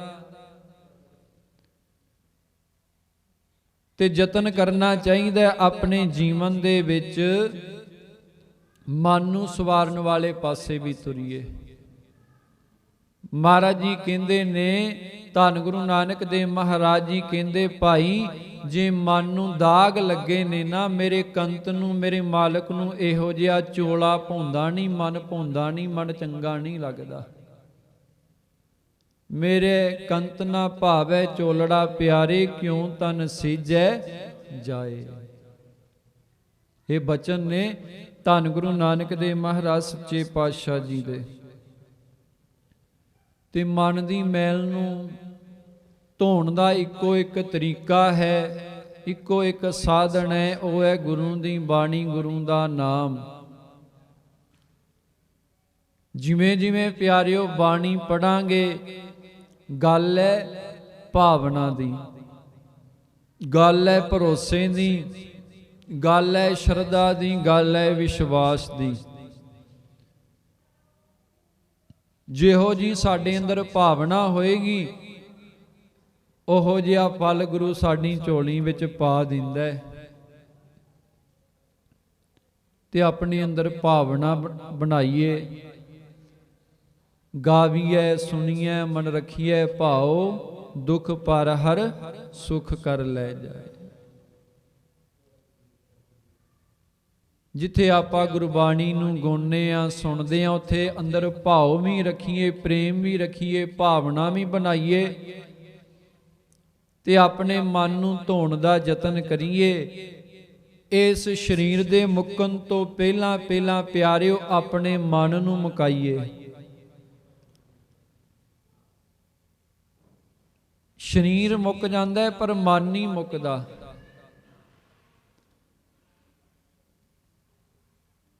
ਸਾਡਾ ਮਨ ਸਾਡੇ ਸਰੀਰ ਦੇ ਨਾਲ ਇਸ ਤਰ੍ਹਾਂ ਜੁੜ ਗਿਆ ਹੈ, ਇੱਕਮਿਕ ਹੋ ਗਿਆ ਹੈ। ਹੁਣ ਸਰੀਰ ਦੀ ਲੋੜ ਹੈ ਭੋਜਨ, ਹੈ ਤੇ ਸਰੀਰ ਦੀ ਲੋੜ, ਪਰ ਮਨ ਨੇ ਆਪਣੀ ਲੋੜ ਬਣਾ ਲਿਆ। ਤਾਂ ਹੀ ਤੇ ਸਾਰੀ ਜ਼ਿੰਦਗੀ ਇਹ ਭੱਜਿਆ ਹੀ ਰਹਿੰਦਾ ਹੈ। ਹੁਣ ਸਰੀਰ ਦੀ ਲੋੜ ਕਿੰਨੀ ਹੈ? 2 ਜਾਂ 3 ਟਾਈਮ ਭੋਜਨ ਛਕਣਾ, ਇੰਨੀ ਕੁ ਲੋੜ ਹੈ। ਇਹ ਸਰੀਰ ਦੀ ਲੋੜ ਹੈ, ਪਰ ਸਾਡਾ ਮਨ ਸਰੀਰ ਦੇ ਨਾਲ ਇੰਨਾ ਕੁ ਇੱਕਮਿਕ ਹੋ ਗਿਆ, ਉਹ ਆਪਣੇ ਆਪ ਨੂੰ ਸਮਝਣ ਲੱਗ ਪਿਆ ਸਰੀਰ ਦੀ ਤਰ੍ਹਾਂ। ਅਸਲ ਦੇ ਵਿੱਚ ਭੋਜਨ ਜਿਹੜਾ ਹੈ ਸਰੀਰ ਦੀ ਲੋੜ ਹੈ, ਤੇ ਭਜਨ ਜਿਹੜਾ ਹੈ ਇਹ ਮਨ ਦੀ ਲੋੜ ਹੈ। ਸਰੀਰ ਦੀ ਲੋੜ ਵਾਸਤੇ ਬੰਦਾ ਕਿੰਨੇ ਯਤਨ ਕਰਦਾ ਹੈ, ਕਿੰਨੇ ਆਹਰ ਕਰਦਾ ਹੈ, ਕਿੰਨੇ ਕੰਮ ਕਰਦਾ ਹੈ, ਕਿੰਨੇ ਉਦਮ ਕਰਦਾ ਹੈ, ਰਾਤਾਂ ਨੂੰ ਜਾਗਦਾ ਹੈ, ਕੰਮ ਕਰਦਾ ਹੈ, ਪਰ ਮਨ ਦੀ ਲੋੜ ਵਾਸਤੇ ਇਹਨੂੰ ਅੰਮ੍ਰਿਤ ਵੇਲੇ ਉੱਠਣਾ ਔਖਾ ਲੱਗਦਾ ਹੈ। ਲੱਗਦਾ ਹੈ ਨਾ ਔਖਾ? ਅੰਮ੍ਰਿਤ ਵੇਲਾ ਜਦੋਂ ਹੁੰਦਾ ਹੈ ਕਿੰਨਾ ਔਖਾ ਲੱਗਦਾ ਹੈ। ਤੇ ਮਨ ਦੀ ਲੋੜ, ਸਰੀਰ ਦੀ ਲੋੜ ਵਾਸਤੇ ਬੰਦਾ ਸਾਰਾ ਦਿਨ ਕੰਮ ਕਰਦਾ ਹੈ, 10 ਘੰਟੇ 12 ਘੰਟੇ ਕੰਮ ਕਰਦਾ ਹੈ, ਪਰ ਮਨ ਦੀ ਲੋੜ ਵਾਸਤੇ ਇਹਨੂੰ 10 ਮਿੰਟ ਕੱਢਣੇ ਵੀ ਔਖੇ ਲੱਗਦੇ ਨੇ। ਹੈ ਤੇ ਸਰੀਰ ਦੀ ਲੋੜ ਸੀ ਭੋਜਨ 2-3 ਟਾਈਮ ਦਾ, ਪਰ ਮਨ ਨੇ ਆਪਣੀ ਲੋੜ ਬਣਾ ਲਿਆ ਸਾਰੀ ਜ਼ਿੰਦਗੀ। ਬਸ ਆ ਵੀ ਇਕੱਠਾ ਕਰ ਲਾਂ, ਆ ਵੀ ਇਕੱਠਾ ਕਰ ਲਾਂ। ਆਉਣ ਵਾਲੀਆਂ ਆਪਣੀਆਂ 4-5 ਪੀੜ੍ਹੀਆਂ ਬਾਰੇ ਵੀ ਬੰਦਾ ਸੋਚੀ ਜਾਂਦਾ ਹੈ। ਭਰੋਸਾ ਤੇ ਇੱਕ ਦਮ ਦਾ ਵੀ ਨਹੀਂ, ਇੱਕ ਸਵਾਸ ਦਾ ਵੀ ਨਹੀਂ। ਮਹਾਰਾਜ ਕਹਿੰਦੇ, ਕਹਾਂ ਵਿਸਾਸਾ ਇਸ ਭਾਂਡੇ ਕਾ ਇਤਨਕ ਲਾਗੈ ਠਣਕਾ, ਕਾਹਦਾ ਕੀ ਭਰੋਸਾ ਹੈ ਇਸ ਭਾਂਡੇ ਦਾ? ਇਹ ਤੇ ਮਿੱਟੀ ਹੈ, ਕੀ ਪਤਾ ਕਦੋਂ ਸੱਦਾ ਆ ਜਾਣਾ ਹੈ। ਜਿਹੜਾ ਸਾਹ ਅਸੀਂ ਅੰਦਰ ਖਿੱਚਿਆ ਕੀ ਪਤਾ ਉਹਨੇ ਬਾਹਰ ਆਉਣਾ ਕਿ ਨਹੀਂ ਆਉਣਾ। ਪਰ ਅਸੀਂ ਸੋਚੀ ਜਾਂਦੇ ਆ ਆਪਣੀਆਂ 4-5 ਪੀੜ੍ਹੀਆਂ ਬਾਰੇ, ਪੁੱਤਰ ਪੋਤਰਿਆਂ ਬਾਰੇ ਇਕੱਠਾ ਕਰੀ ਜਾਂਦੇ ਆ, ਪਰ ਮਨ ਦੀ ਲੋੜ ਵਾਸਤੇ, ਇਸ ਜਨਮ ਨੂੰ ਸਵਾਰਨ ਵਾਸਤੇ ਆਪਾਂ ਕਦੀ ਕੋਈ ਉਦਮ ਹੀ ਨਹੀਂ ਕੀਤਾ। ਸਾਡੇ ਬਾਬੇ ਨਾਨਕ ਨੇ ਸਾਨੂੰ ਬੜਾ ਨਿਆਰਾ ਤੇ ਪਿਆਰਾ ਪੰਥ ਬਖਸ਼ਿਸ਼ ਕੀਤਾ ਹੈ, ਜਿਹੜਾ ਵਹਿਮਾਂ ਭਰਮਾਂ ਤੋਂ, ਕਰਮਾਂ ਕਾਂਡਾਂ ਤੋਂ, ਪਖੰਡਾਂ ਤੋਂ ਵੱਖਰਾ ਹੈ, ਨਿਆਰਾ ਹੈ। ਪਰ ਯਾਦ ਰੱਖਿਓ, ਸਾਡੀ ਕੀਤੀ ਹੋਈ ਸੇਵਾ ਤਾਂ ਸਫਲ ਹੈ, ਸਾਡਾ ਜਪਿਆ ਹੋਇਆ ਨਾਮ ਤਾਂ ਸਫਲ ਹੈ, ਜੇ ਸਾਡਾ ਮਨ ਮੈਲਾ ਨਹੀਂ। ਜੇ ਮਨ ਮੈਲਾ ਹੈ ਤੇ ਮਹਾਰਾਜ ਕਹਿੰਦੇ ਨੇ ਸਾਡੇ ਕੀਤੇ ਹੋਏ ਧਰਮ ਦੇ ਕਰਮ ਵੀ ਮੈਲੇ ਹੋਣਗੇ। ਜਿਵੇਂ ਹੱਥਾਂ ਨੂੰ ਕਾਲਖ ਲੱਗੀ ਹੋਏ, ਜਿਸ ਵੀ ਚੀਜ਼ ਨੂੰ ਸਪਰਸ਼ ਕਰਾਂਗੇ ਉਹ ਵੀ ਦਾਗੀ ਹੋ ਜਾਏਗੀ। ਜੇ ਮੈਲੇ ਮਨ ਦੇ ਨਾਲ ਆਪਾਂ ਜੇ ਸੇਵਾ ਵੀ ਕਰਦੇ ਆ, ਸਾਡੇ ਧਰਮ ਦੇ ਕਰਮ ਵੀ ਮੈਲੇ ਹੋ ਜਾਣਗੇ। ਤੇ ਯਤਨ ਕਰੀਏ ਆਪਣੀ ਜ਼ਿੰਦਗੀ ਦੇ ਵਿੱਚ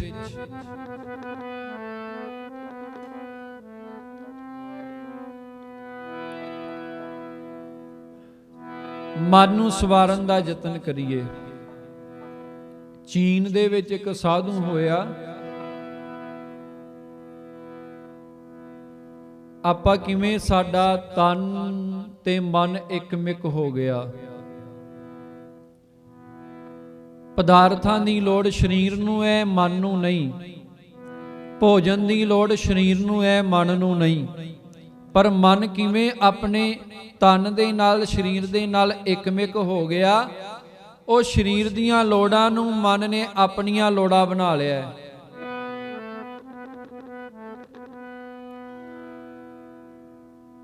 ਉਹ ਸਾਧੂ ਜਦੋਂ ਕਿਸੇ ਨੇ ਉਹਨੂੰ ਪੁੱਛਣਾ ਨਾ, ਕਿੱਧਰ ਨੂੰ ਜਾ ਰਹੇ ਹੋ ਬਾਬਾ ਜੀ, ਫਕੀਰ ਜੀ ਕਿੱਧਰ ਨੂੰ ਜਾ ਰਹੇ ਹੋ, ਤੇ ਉਹਨੇ ਕਹਿਣਾ ਮੈਂ ਸ਼ਮਸ਼ਾਨ ਵੱਲ ਨੂੰ ਜਾ ਰਿਹਾ। ਇਸ ਜਵਾਬ ਦੇ ਵਿੱਚ ਬੜੀ ਗਹਿਰਾਈ ਹੈ। ਕਿਉਂ ਕਹਿਣਾ ਉਹਨੇ? ਜਦੋਂ ਵੀ ਕਿਸੇ ਨੇ ਪੁੱਛਣਾ ਫਕੀਰ ਜੀ, ਸਾਧੂ ਜੀ ਕਿੱਧਰ ਨੂੰ ਜਾ ਰਹੇ, ਉਹਨੇ ਕਹਿਣਾ ਮੈਂ ਸ਼ਮਸ਼ਾਨ ਵੱਲ ਨੂੰ ਜਾ ਰਿਹਾ।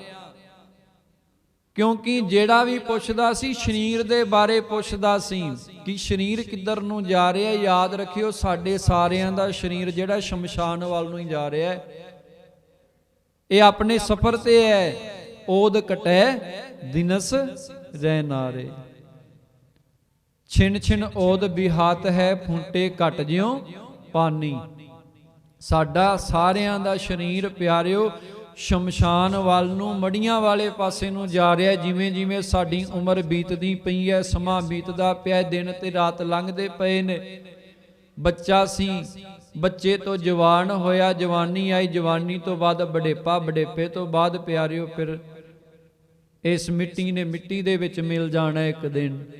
ਤੇ ਜਦੋਂ ਪੁੱਛਣਾ ਉਸ ਸਾਧੂ ਨੂੰ ਕਿਸੇ ਨੇ, ਬਾਬਾ ਜੀ ਕਿੱਧਰ ਨੂੰ ਜਾ ਰਹੇ ਹੋ, ਦਾ ਇਹੀ ਜਵਾਬ ਹੋਣਾ ਕਿ ਮੈਂ ਸ਼ਮਸ਼ਾਨ ਵੱਲ ਨੂੰ ਜਾ ਰਿਹਾ। ਉਹਨੇ ਕਹਿਣਾ ਕਿ ਸਾਰੇ ਮੇਰੇ ਸਰੀਰ ਦੇ ਬਾਰੇ ਹੀ ਪੁੱਛਦੇ ਪਏ ਨੇ ਕਿ ਇਹ ਸਰੀਰ ਕਿੱਧਰ ਨੂੰ ਜਾ ਰਿਹਾ। ਕੋਈ ਮੇਰੇ ਮਨ ਦੇ ਬਾਰੇ ਨਹੀਂ ਪੁੱਛਦਾ ਕਿ ਮੇਰਾ ਮਨ ਕਿਹੜੇ ਪਾਸੇ ਨੂੰ ਜਾ ਰਿਹਾ। ਮਨ ਸਾਡਾ ਜਾਣਾ ਚਾਹੀਦਾ ਸੀ ਰੱਬ ਵਾਲੇ ਪਾਸੇ, ਪਰ ਕਰੋੜਾਂ ਦੇ ਵਿੱਚੋਂ ਕੋਈ ਇੱਕ ਹੈ ਜਿਹਦਾ ਮਨ ਰੱਬ ਵਾਲੇ ਪਾਸੇ ਨੂੰ ਤੁਰਿਆ ਹੋਇਆ। ਨਹੀਂ ਤੇ ਪਿਆਰਿਓ ਇੱਥੇ ਸੰਸਾਰ ਦੇ ਵਿੱਚ ਹੀ ਫਸਿਆ ਹੈ ਮਨ, ਵਾਸ਼ਨਾਵਾਂ ਦੇ ਵਿੱਚ, ਵਿਕਾਰਾਂ ਦੇ ਵਿੱਚ, ਤ੍ਰਿਸ਼ਨਾਵਾਂ ਦੇ ਵਿੱਚ ਸਾਰੀ ਜ਼ਿੰਦਗੀ ਇਦਾਂ ਹੀ ਲੰਘ ਜਾਂਦੀ ਹੈ। ਇਦਾਂ ਹੀ ਲੰਘ ਜਾਂਦੀ ਹੈ ਨਾ। ਤੇ ਮਹਾਰਾਜ ਕਹਿੰਦੇ ਨੇ, ਬੰਦਿਆ ਯਾਦ ਰੱਖ, ਓਦ ਕਟੈ ਦਿਨਸ ਰਹਿ ਨਾਰੇ, ਮਨ ਗੁਰਮਿਲ ਕਾਜ ਸਵਾਰੇ। ਮਨਾ ਗੁਰੂ ਦੇ ਨਾਲ ਮਿਲ ਕੇ ਇਸ ਜਨਮ ਦਾ ਜਿਹੜਾ ਕਾਰਜ ਹੈ ਉਹਨੂੰ ਸਵਾਰ ਲੈ। ਗੁਰੂ ਦੀ ਸ਼ਰਨ ਦੇ ਵਿੱਚ ਪੈ ਕੇ, ਗੁਰੂ ਦੇ ਨਾਲ ਜੁੜ ਕੇ, ਪਰਮੇਸ਼ਵਰ ਦੀ ਬੰਦਗੀ ਕਰਕੇ, ਨਾਮ ਜਪ ਕੇ ਆਪਣੇ ਇਸ ਜਨਮ ਨੂੰ ਸਵਾਰ ਲੈ। ਨਹੀਂ ਤਾਂ ਨਾਮ ਤੋਂ ਬਿਨਾ ਇਹ ਤਾਂ ਬਿਰਥਾ ਜਾ ਰਿਹਾ ਹੈ। ਸਾਨੂੰ ਤੇ ਸਾਡੇ ਸਤਿਗੁਰਾਂ ਨੇ ਬੜਾ ਹੀ ਸੌਖਾ ਰਾਹ ਵਿਖਾਇਆ, ਭਾਈ ਆਪਣੇ ਕੰਮਕਾਰ ਵੀ ਕਰੋ ਤੇ ਆਪਣੇ ਮਨ ਨੂੰ ਨਾਮ ਦੇ ਨਾਲ, ਗੁਰੂ ਦੇ ਸ਼ਬਦ ਦੇ ਨਾਲ ਜੋੜ ਕੇ ਰੱਖੋ। ਕਿੰਨਾ ਸੌਖਾ ਕੰਮ ਹੈ। ਕੋਈ ਪਰਿਵਾਰ ਛੱਡਣ ਦੀ ਲੋੜ ਨਹੀਂ, ਕੋਈ ਸੰਸਾਰ ਛੱਡਣ ਦੀ ਲੋੜ ਨਹੀਂ, ਕੋਈ ਜੰਗਲਾਂ ਦੇ ਵਿੱਚ ਜਾਣ ਦੀ ਲੋੜ ਨਹੀਂ, ਕੋਈ ਪੁੱਠੇ ਲਟਕਣ ਦੀ ਲੋੜ ਨਹੀਂ। ਮਹਾਰਾਜ ਕਹਿੰਦੇ ਪਰਿਵਾਰ ਦੇ ਵਿੱਚ ਰਹਿ, ਸੰਸਾਰ ਦੇ ਵਿੱਚ ਰਹਿ, ਪਰ ਆਪਣੀ ਸੁਰਤ ਨੂੰ, ਆਪਣੇ ਧਿਆਨ ਨੂੰ, ਆਪਣੇ ਮਨ ਨੂੰ ਗੁਰੂ ਦੇ ਨਾਲ ਜੋੜ ਕੇ ਰੱਖ, ਰੱਬ ਦੇ ਨਾਲ ਜੋੜ ਕੇ ਰੱਖ। ਤੇਰਾ ਸੰਸਾਰ ਦੇ ਵਿੱਚ ਆਇਆ ਸਫਲ ਹੋ ਜਾਏਗਾ। ਇਹ ਤੇਰੀ ਯਾਤਰਾ ਜਿਹੜੀ ਹੈ, ਯਾਤਰਾ ਹੀ ਹੈ ਇੱਕ, ਇਹ ਸਫ਼ਰ ਹੀ ਹੈ ਇੱਕ। ਆਪਾਂ ਸਾਰੇ ਇੱਥੇ ਆਏ ਆ ਸੰਜੋਗਾਂ ਕਰਕੇ ਪਿਆਰਿਓ, ਸਾਡੇ ਰਿਸ਼ਤੇ ਬਣੇ ਨੇ ਪੁਰਬਲੇ ਜਨਮਾਂ ਦੇ ਸੰਜੋਗਾਂ ਕਰਕੇ। ਇਹ ਮੈਂ ਨਹੀਂ ਕਹਿ ਰਿਹਾ, ਗੁਰਬਾਣੀ ਕਹਿ ਰਹੀ ਹੈ। ਮਾਤ ਪਿਤਾ ਬਣਤਾ ਸੁਤ ਬੰਧਪ, ਇਸ਼ਟ ਮੀਤ ਅਰ ਭਾਈ। ਸਾਰੀਆਂ ਰਿਸ਼ਤੇਦਾਰੀਆਂ ਗਿਣਾ ਦਿੱਤੀਆਂ। ਸਾਰੇ ਰਿਸ਼ਤੇਦਾਰ ਸੱਚੇ ਪਾਤਸ਼ਾਹ ਜੀ ਨੇ ਗਿਣ ਦਿੱਤੇ। ਮਾਤਾ ਪਿਤਾ, ਬਣਤਾ ਤੋਂ ਭਾਵ ਘਰ ਵਾਲੀ, ਸੁਤ ਬੰਧਪ, ਸੁਤ ਤੋਂ ਭਾਵ ਧੀਆਂ ਪੁੱਤਰ, ਬੰਧਪ ਤੋਂ ਭਾਵ ਰਿਸ਼ਤੇਦਾਰ ਭੈਣ ਭਰਾ, ਇਸ਼ਟ ਮੀਤ ਅਰ ਭਾਈ। ਜਿੰਨੇ ਵੀ ਮਿੱਤਰ ਨੇ, ਭੈਣ ਭਰਾ ਨੇ, ਯਾਦ ਰੱਖੀ ਪੁਰਬ ਜਨਮ ਕੇ ਮਿਲੇ ਸੰਜੋਗੀ। ਪੁਰਬਲੇ ਜਨਮਾਂ ਦੇ ਸੰਜੋਗਾਂ ਕਰਕੇ ਸਾਡੇ ਰਿਸ਼ਤੇਦਾਰੀਆਂ ਬਣੀਆਂ ਆਪਸ ਦੇ ਵਿੱਚ। ਕੋਈ ਭੈਣ ਭਰਾ ਹੈ, ਕੋਈ ਮਾਤਾ ਪਿਤਾ ਹੈ, ਕੋਈ ਘਰ ਵਾਲੀ ਹੈ, ਬੱਚੇ ਨੇ, ਮਿੱਤਰ ਨੇ, ਸੱਜਣ ਨੇ। ਪੂਰਬ ਜਨਮ ਕੇ ਮਿਲੇ ਸੰਜੋਗੀ, ਅੰਤਹਿ ਕੋ ਨਾ ਸਹਾਈ। ਅੰਤ ਨੂੰ ਕਿਸੇ ਨੇ ਵੀ ਨਾਲ ਸਹਾਈ ਨਹੀਂ ਹੋਣਾ।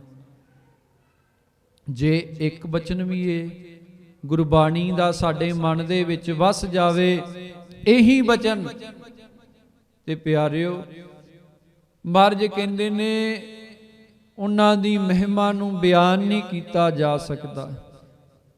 ਕਿਣਕਾ ਏਕ ਜਿਸ ਜੀ ਬਸਾਵੇ, ਤਾਕੀ ਮਹਿਮਾ ਗਣੀ ਨਾ ਆਵੇ। ਇੱਕ ਕਿਣਕਾ ਵੀ ਜਿਨ੍ਹਾਂ ਦੇ ਮਨ ਦੇ ਵਿੱਚ ਗੁਰੂ ਦਿਆਂ ਬਚਨਾਂ ਦਾ ਵਸ ਗਿਆ, ਅਜੇ ਵਸਿਆ ਨਹੀਂ। ਅਸੀਂ ਸੁਣਦੇ ਆਂ, ਪੜ੍ਹਦੇ ਆਂ, ਇੱਕ ਕੰਨ ਥਾਈਂ ਸੁਣਦੇ ਆਂ, ਦੂਜੇ ਥਾਈਂ ਕੱਢ ਦਿੰਦੇ ਆਂ। ਯਾਦ ਥੋੜੀ ਰਹਿਣਾ, ਭੋਗ ਪੈਣਾ, ਸਮਾਪਤੀ ਹੋਣੀ ਹੈ। ਕੀ ਸੁਣਿਆ ਸੀ ਅੱਜ ਕਿਸੇ ਨੂੰ ਵੀ ਯਾਦ ਨਹੀਂ ਰਹਿਣਾ। ਕੋਈ ਮਿਰਲੀ ਰੂਹ ਹੁੰਦੀ ਹੈ ਜਿਹੜੀ ਭਾਵਨਾ ਦੇ ਨਾਲ ਸੰਗਤ ਦੇ ਵਿੱਚ ਆਉਂਦੀ ਹੈ। ਇਹ ਭਾਵਨਾ ਰੱਖਦੀ ਹੈ। ਜਿਹੜੇ ਵਿਚਾਰਦੇ ਨੇ ਜਾ ਕੇ, ਭਾਈ ਅੱਜ ਆ ਗੁਰੂ ਦੀ ਬਾਣੀ ਦਾ ਜਾਂ ਵਿਚਾਰ ਸੁਣੀ ਸੀ, ਆ ਸੁਣਿਆ ਸੀ ਕਿ ਗੁਰਬਾਣੀ ਕਹਿੰਦੀ ਹੈ ਨਿੰਦਿਆ ਨਹੀਂ ਕਰਨੀ ਚਾਹੀਦੀ। ਗੁਰਬਾਣੀ ਕਹਿੰਦੀ ਹੈ ਤੀਰਥਾਂ ਤੇ ਜਾਓ, ਪਰ ਆਪਣੇ ਮਨ ਦੀ ਮੈਲ ਵੀ ਉੱਥੇ ਧੋ ਕੇ ਆਓ, ਔਗਣ ਛੱਡ ਕੇ ਆਓ, ਗੁਣ ਗ੍ਰਹਿਣ ਕਰਕੇ ਆਓ। ਪਰ ਆਪਾਂ ਨੂੰ ਕਿੱਥੇ ਯਾਦ ਰਹਿਣਾ ਹੈ। ਸਮਾਪਤੀ ਹੋਣੀ, ਆਪਾਂ ਤੇ ਇੱਥੇ ਹੀ ਸੁਭਾਅ ਬਣ ਗਿਆ ਹੈ ਨਾ, ਇੱਥੇ ਹੀ ਨਿੰਦਿਆ ਕਰਨੀ ਸ਼ੁਰੂ ਕਰ ਦੇਣੀ ਹੈ। ਸੁਭਾਅ ਬਣ ਗਿਆ, ਇੱਥੇ ਹੀ ਫਿੱਕਾ ਬੋਲਣਾ ਸ਼ੁਰੂ ਕਰ ਦੇਣਾ। ਸੁਭਾਅ ਬਣ ਗਿਆ ਅੱਖਾਂ ਦਾ, ਇੱਥੇ ਹੀ ਮੈਲਾ ਵੇਖਣਾ ਸ਼ੁਰੂ ਕਰ ਦੇਣਾ। ਫਿਰ ਕਿਰਪਾ ਕਿਵੇਂ ਹੋਏਗੀ। ਮਹਾਰਾਜ ਕਹਿੰਦੇ ਕਈ ਕੋਟਕ ਜਗ ਫਲਾ ਸੁਨ ਗਾਵਨ ਹਾਰੇ, RAM ਕਰੋੜਾਂ ਜੱਗਾਂ ਦੇ ਫਲ ਸਮਾਨ ਫਲ ਹੁੰਦਾ ਹੈ। ਗੁਰੂ ਦੀ ਸੰਗਤ ਦੇ ਵਿੱਚ ਬਹਿ ਕੇ ਗੁਰਬਾਣੀ ਦੀ ਵਿਚਾਰ ਨੂੰ ਸੁਣਨਾ ਤੇ ਗਾਉਣਾ, ਪਰ ਇੰਨਾ ਫਲ ਜਾਂਦਾ ਕਿੱਥੇ ਹੈ। ਸਾਨੂੰ ਆਪਣਾ ਭਾਂਡਾ ਢੱਕਣ ਦੀ ਜਾਚ ਨਹੀਂ। ਫਲ ਬੜਾ ਹੈ, ਮਹਾਤਮ ਬੜਾ ਹੈ ਸਤ ਸੰਗਤ ਕਰਨ ਦਾ। ਜਿਵੇਂ ਆਪਾਂ ਹੁਣ ਸੰਗਤ ਕਰਦੇ ਪਏ ਆ, ਕੀਰਤਨ ਸੁਣਦੇ ਪਏ ਆ, ਗੁਰਬਾਣੀ ਦੀ ਵਿਚਾਰ ਸੁਣ ਰਹੇ ਆ ਜਾਂ ਕਰ ਰਹੇ ਆ, ਬੜਾ ਵੱਡਾ ਮਹਾਤਮ ਹੈ। 9 ਪ੍ਰਕਾਰ ਦੀ ਭਗਤੀ ਹੈ, ਜਿਹਦੇ ਵਿੱਚੋਂ ਇੱਕ ਭਗਤੀ ਹੈ ਕੀਰਤਨ ਕਰਨਾ ਤੇ ਕੀਰਤਨ ਸੁਣਨਾ। ਕਰਨ ਦੇ ਨਾਲੋਂ ਪਿਆਰਿਓ ਸੁਣਨ ਦਾ ਜ਼ਿਆਦਾ ਮਹੱਤਵ ਦੱਸਿਆ ਹੈ ਗੁਰਬਾਣੀ ਦੇ ਵਿੱਚ। ਕਰਨ ਦੇ ਨਾਲੋਂ ਸੁਣਨ ਦਾ ਜ਼ਿਆਦਾ ਮਹੱਤਵ ਹੈ। ਮਹਾਰਾਜ ਕਹਿੰਦੇ ਸੁਣਤੇ ਪੁਨੀਤ ਕਹਤੇ ਪਵਿੱਤ। ਸੁਣਨ ਦੇ ਨਾਲ ਛੇਤੀ ਮਨ ਇਕਾਗਰ ਹੁੰਦਾ ਹੈ। ਜਿਹੜਾ ਨਾਮ ਹੈ ਨਾ, ਅਭਿਆਸ ਕਰਨਾ ਜਾਂ ਬਾਣੀ ਪੜ੍ਹਨੀ, ਇਹ ਪਿਆਰਿਓ ਟਿਕਿਆ ਹੋਇਆ ਹੀ ਸੁਣਨ ਤੇ ਹੈ। ਜਦੋਂ ਆਪਾਂ ਬਾਣੀ ਪੜ੍ਹਦੇ ਹਾਂ ਜਾਂ ਸ਼ਬਦ ਦਾ ਅਭਿਆਸ ਕਰਦੇ ਹਾਂ, ਜਿੱਥੇ ਮਹਾਰਾਜ ਨੇ ਜਪਣ ਦੀ ਗੱਲ ਕੀਤੀ ਹੈ, ਉੱਥੇ ਨਾਲ ਸੁਣਨ ਦੀ ਗੱਲ ਵੀ ਕੀਤੀ ਹੈ। ਹਰਿ ਕਾ ਨਾਮ ਧਿਆਏ ਸੁਣ, ਜਿਹਵਾ ਗੁਣ ਗੋਬਿੰਦ ਭਜੋ ਕਰਨ ਸੁਨਹੁ ਹਰਿ ਨਾਮ। ਅੰਤਰ ਗੁਰ ਆਰਾਧਨਾ, ਜਿਹਵਾ ਜਪ ਗੁਰ ਨਾਉ, ਨੇਤਰੀ ਸਤਿਗੁਰ ਪੇਖਣਾ, ਸ਼੍ਰਵਣੀ ਸੁਣਨਾ ਗੁਰ ਨਾਉ। ਜਿੱਥੇ ਪਿਆਰਿਓ ਜਪਣ ਦੀ ਗਾਉਣ ਦੀ ਗੱਲ ਕੀਤੀ ਹੈ, ਉੱਥੇ ਅਗਲੀ ਗੱਲ ਕੀਤੀ ਹੈ ਸੁਣਨ ਦੀ। ਹੁਣ ਜਿਵੇਂ ਆਪਾਂ ਜਪਦੇ ਆਂ, ਮੰਨ ਲਓ ਆਪਾਂ ਵਾਹਿਗੁਰੂ ਵਾਹਿਗੁਰੂ ਜਪਦੇ ਆਂ ਜਾਂ ਮੂਲ ਮੰਤਰ ਜਪਦੇ ਆਂ, ਜਿੱਥੇ ਜਪਣਾ ਉੱਥੇ ਕੰਨਾਂ ਦੇ ਨਾਲ ਸੁਣਨਾ ਹੈ। ਮਹਾਰਾਜ ਕਹਿੰਦੇ ਤਾਂ ਮਨ ਇਕਾਗਰ ਹੁੰਦਾ ਹੈ। ਜਿਵੇਂ ਆਪਾਂ ਜਪਾਂਗੇ, ਜੋ ਆਪਾਂ ਹੁਣ ਮਨ ਕਿਵੇਂ ਇਕਾਗਰ ਹੈ, ਮੰਨ ਲਓ ਹੁਣ ਮੈਂ ਬੋਲ ਰਿਹਾ ਤੇ ਤੁਸੀਂ ਧਿਆਨ ਦੇ ਨਾਲ ਸੁਣਦੇ ਪਏ ਹੋ। ਜੇ ਧਿਆਨ ਦੇ ਨਾਲ ਮਨ ਨੂੰ ਇਕਾਗਰ ਕਰਕੇ ਸੁਣਦੇ ਪਏ ਹੋ, ਮਨ ਟਿਕਿਆ ਹੋਇਆ ਹੈ, ਜਦੋਂ ਹੀ ਪਿਆਰਿਓ ਧਿਆਨ ਨੂੰ ਤੋੜ ਦਿਓਗੇ ਤੇ ਮਨ ਜਿਹੜਾ ਫੁਰਨੇ ਬਣਾਉਣ ਲੱਗ ਜਾਏਗਾ। ਧਰਮ ਦਾ ਜਿਹੜਾ ਵਿਸ਼ਾ ਹੈ ਉਹ ਸਾਰਾ ਸੁਣਨ ਦਾ ਹੈ। ਜਿੰਨੀ ਗਹਿਰਾਈ ਦੇ ਨਾਲ ਆਪਾਂ ਸੁਣਾਂਗੇ, ਉਨਾ ਸਾਡਾ ਧਿਆਨ ਜਿਹੜਾ ਡੂੰਘਾ ਹੋਏਗਾ। ਜਿੰਨੀ ਇਕਾਗਰਤਾ ਦੇ ਨਾਲ ਆਪਾਂ ਸਿਮਰਨ ਕਰਦੇ ਆਂ, ਜੋ ਵੀ ਆਪਾਂ ਸ਼ਬਦ ਜਪਦੇ ਆਂ, ਜਿੰਨੀ ਇਕਾਗਰਤਾ ਦੇ ਨਾਲ ਜਿਵੇਂ ਜਪ ਰਹੇ ਆਂ, ਕੰਨਾਂ ਦੇ ਨਾਲ ਸੁਣਾਂਗੇ। ਮਹਾਂਪੁਰਖ ਇੱਥੋਂ ਤੱਕ ਕਹਿੰਦੇ ਨੇ ਕਿ ਕੰਨਾਂ ਦੇ ਰਾਹੀਂ ਹੀ ਸੁਣਨ ਦੇ ਨਾਲ ਹੀ ਗੁਰੂ ਦੇ ਸ਼ਬਦ ਨੇ ਸਾਡੇ ਹਿਰਦੇ ਦੇ ਵਿੱਚ ਪ੍ਰਵੇਸ਼ ਕਰਨਾ ਹੈ। ਹੋਰ ਦੂਜਾ ਕੋਈ ਤਰੀਕਾ ਹੈ ਹੀ ਨਹੀਂ। ਆਪਾਂ ਕਹਿੰਦੇ ਆ ਨਾ ਕਿ ਨਾਮ ਸਾਡੇ ਮਨ ਦੇ ਵਿੱਚ ਵਸ ਜਾਏ, ਇਹੀ ਹੈ ਸਾਨੂੰ ਸਾਰਿਆਂ ਨੂੰ ਕਿ ਨਾਮ ਜਿਵੇਂ ਆਪਾਂ ਜਪਦੇ ਆਂ ਹੀ ਪਿਆਰਿਓ ਅੰਦਰ ਵਸਣਾ ਹੈ। ਪਰ ਵਸਣ ਦਾ ਇੱਕੋ ਹੀ ਤਰੀਕਾ ਹੈ, ਉਹ ਜਦੋਂ ਆਪਾਂ ਜਿੰਨੀ ਇਕਾਗਰਤਾ ਦੇ ਨਾਲ ਸੁਣਾਂਗੇ, ਧਿਆਨ ਨੂੰ ਜੋੜ ਕੇ ਜਿੰਨੀ ਇਕਾਗਰਤਾ ਦੇ ਨਾਲ ਮਨ ਨੂੰ ਇਕਾਗਰ ਕਰਕੇ ਸੁਣਾਂਗੇ, ਓਨੀ ਛੇਤੀ ਪਿਆਰਿਓ ਗੁਰੂ ਦਾ ਨਾਮ ਸਾਡੇ ਹਿਰਦੇ ਦੇ ਵਿੱਚ ਵਸੇਗਾ। ਤੇ ਮਹਾਰਾਜ ਕਹਿੰਦੇ ਨੇ ਜੇ ਕਿਤੇ ਜਪਦਿਆਂ ਗੁਰੂ ਦੀ ਐਸੀ ਬਖਸ਼ਿਸ਼ ਹੋ ਗਈ, ਇੱਕ ਕਿਣਕਾ ਵੀ ਕਿਤੇ ਹਿਰਦੇ ਦੇ ਵਿੱਚ ਵਸ ਗਿਆ ਨਾ, ਕਿਣਕਾ ਇੱਕ ਜਿਸ ਜੀ ਬਸਾਵੇ, ਤਾਂ ਕਿ ਮਹਿਮਾ ਗਣੀ ਨਾ ਆਵੇ। ਉਹਨਾਂ ਦੀ ਮਹਿਮਾ ਨੂੰ ਬਿਆਨ ਨਹੀਂ ਕੀਤਾ ਜਾ ਸਕਦਾ, ਗਿਣਿਆ ਨਹੀਂ ਜਾ ਸਕਦਾ, ਮਿਣਿਆ ਨਹੀਂ ਜਾ ਸਕਦਾ। ਇੰਨੀ ਵਡਿਆਈ ਹੈ ਇੱਕ ਕਿਣਕਾ ਵੀ। ਕਿਣਕਾ ਕਿੰਨਾ ਕੁ ਹੁੰਦਾ ਹੈ? ਮਹਾਰਾਜ ਕਹਿੰਦੇ ਕਿਣਕਾ ਏਕ ਜਿਸ ਜੀ ਬਸਾਵੇ, ਤਾਂ ਕਿ ਮਹਿਮਾ ਗਣੀ ਨਾ ਆਵੇ। ਪੜਿਓ ਸਾਰੇ ਇਸ ਪੰਕਤੀ ਦੇ ਅਰਥ ਧਾਰਨਾ ਰੂਪ ਦੇ ਵਿੱਚ।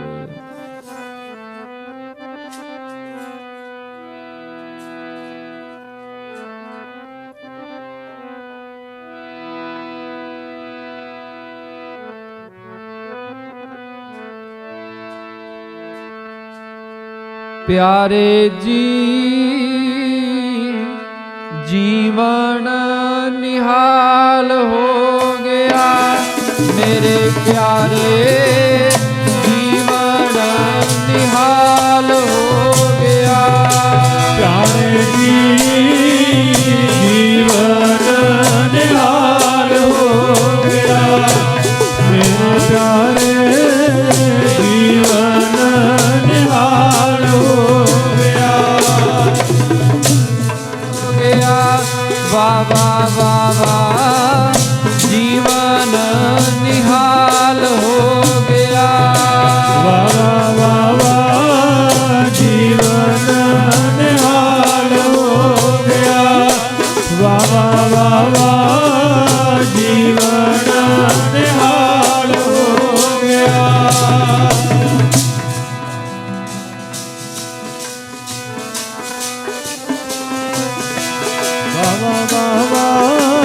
ਜੀਵਨ ਨਿਹਾਲ ਹੋ ਗਿਆ। ਇੱਕ ਬਚਨ ਜਿਨ੍ਹਾਂ ਦੇ ਮਨ ਵਸਿਆ, ਜੀਵਨ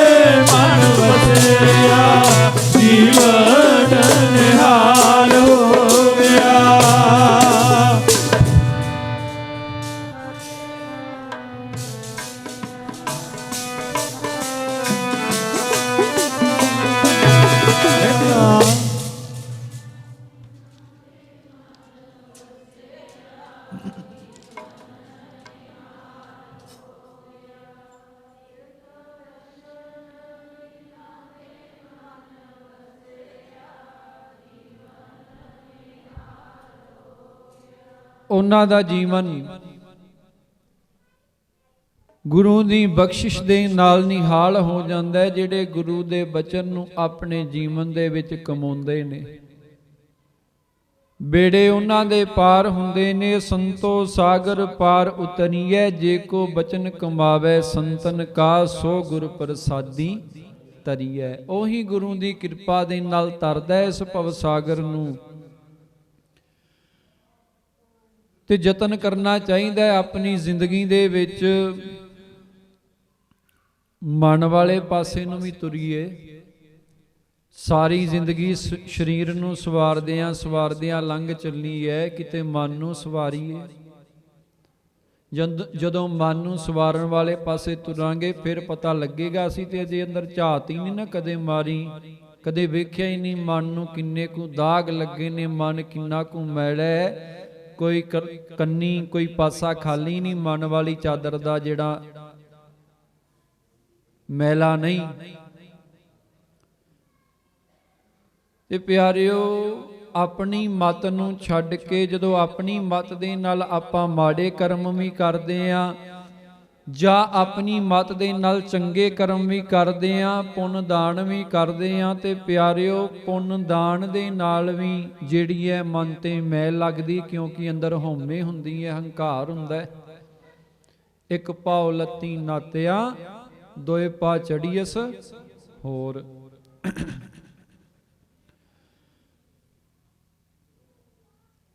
ਮਨ ਮੈਲਾ ਤੇ ਪਿਆਰਿਓ ਕੀਤੇ ਹੋਏ ਕਰਮ ਵੀ ਜਿਹੜੇ ਮੈਲੇ ਹੋ ਜਾਂਦੇ ਨੇ।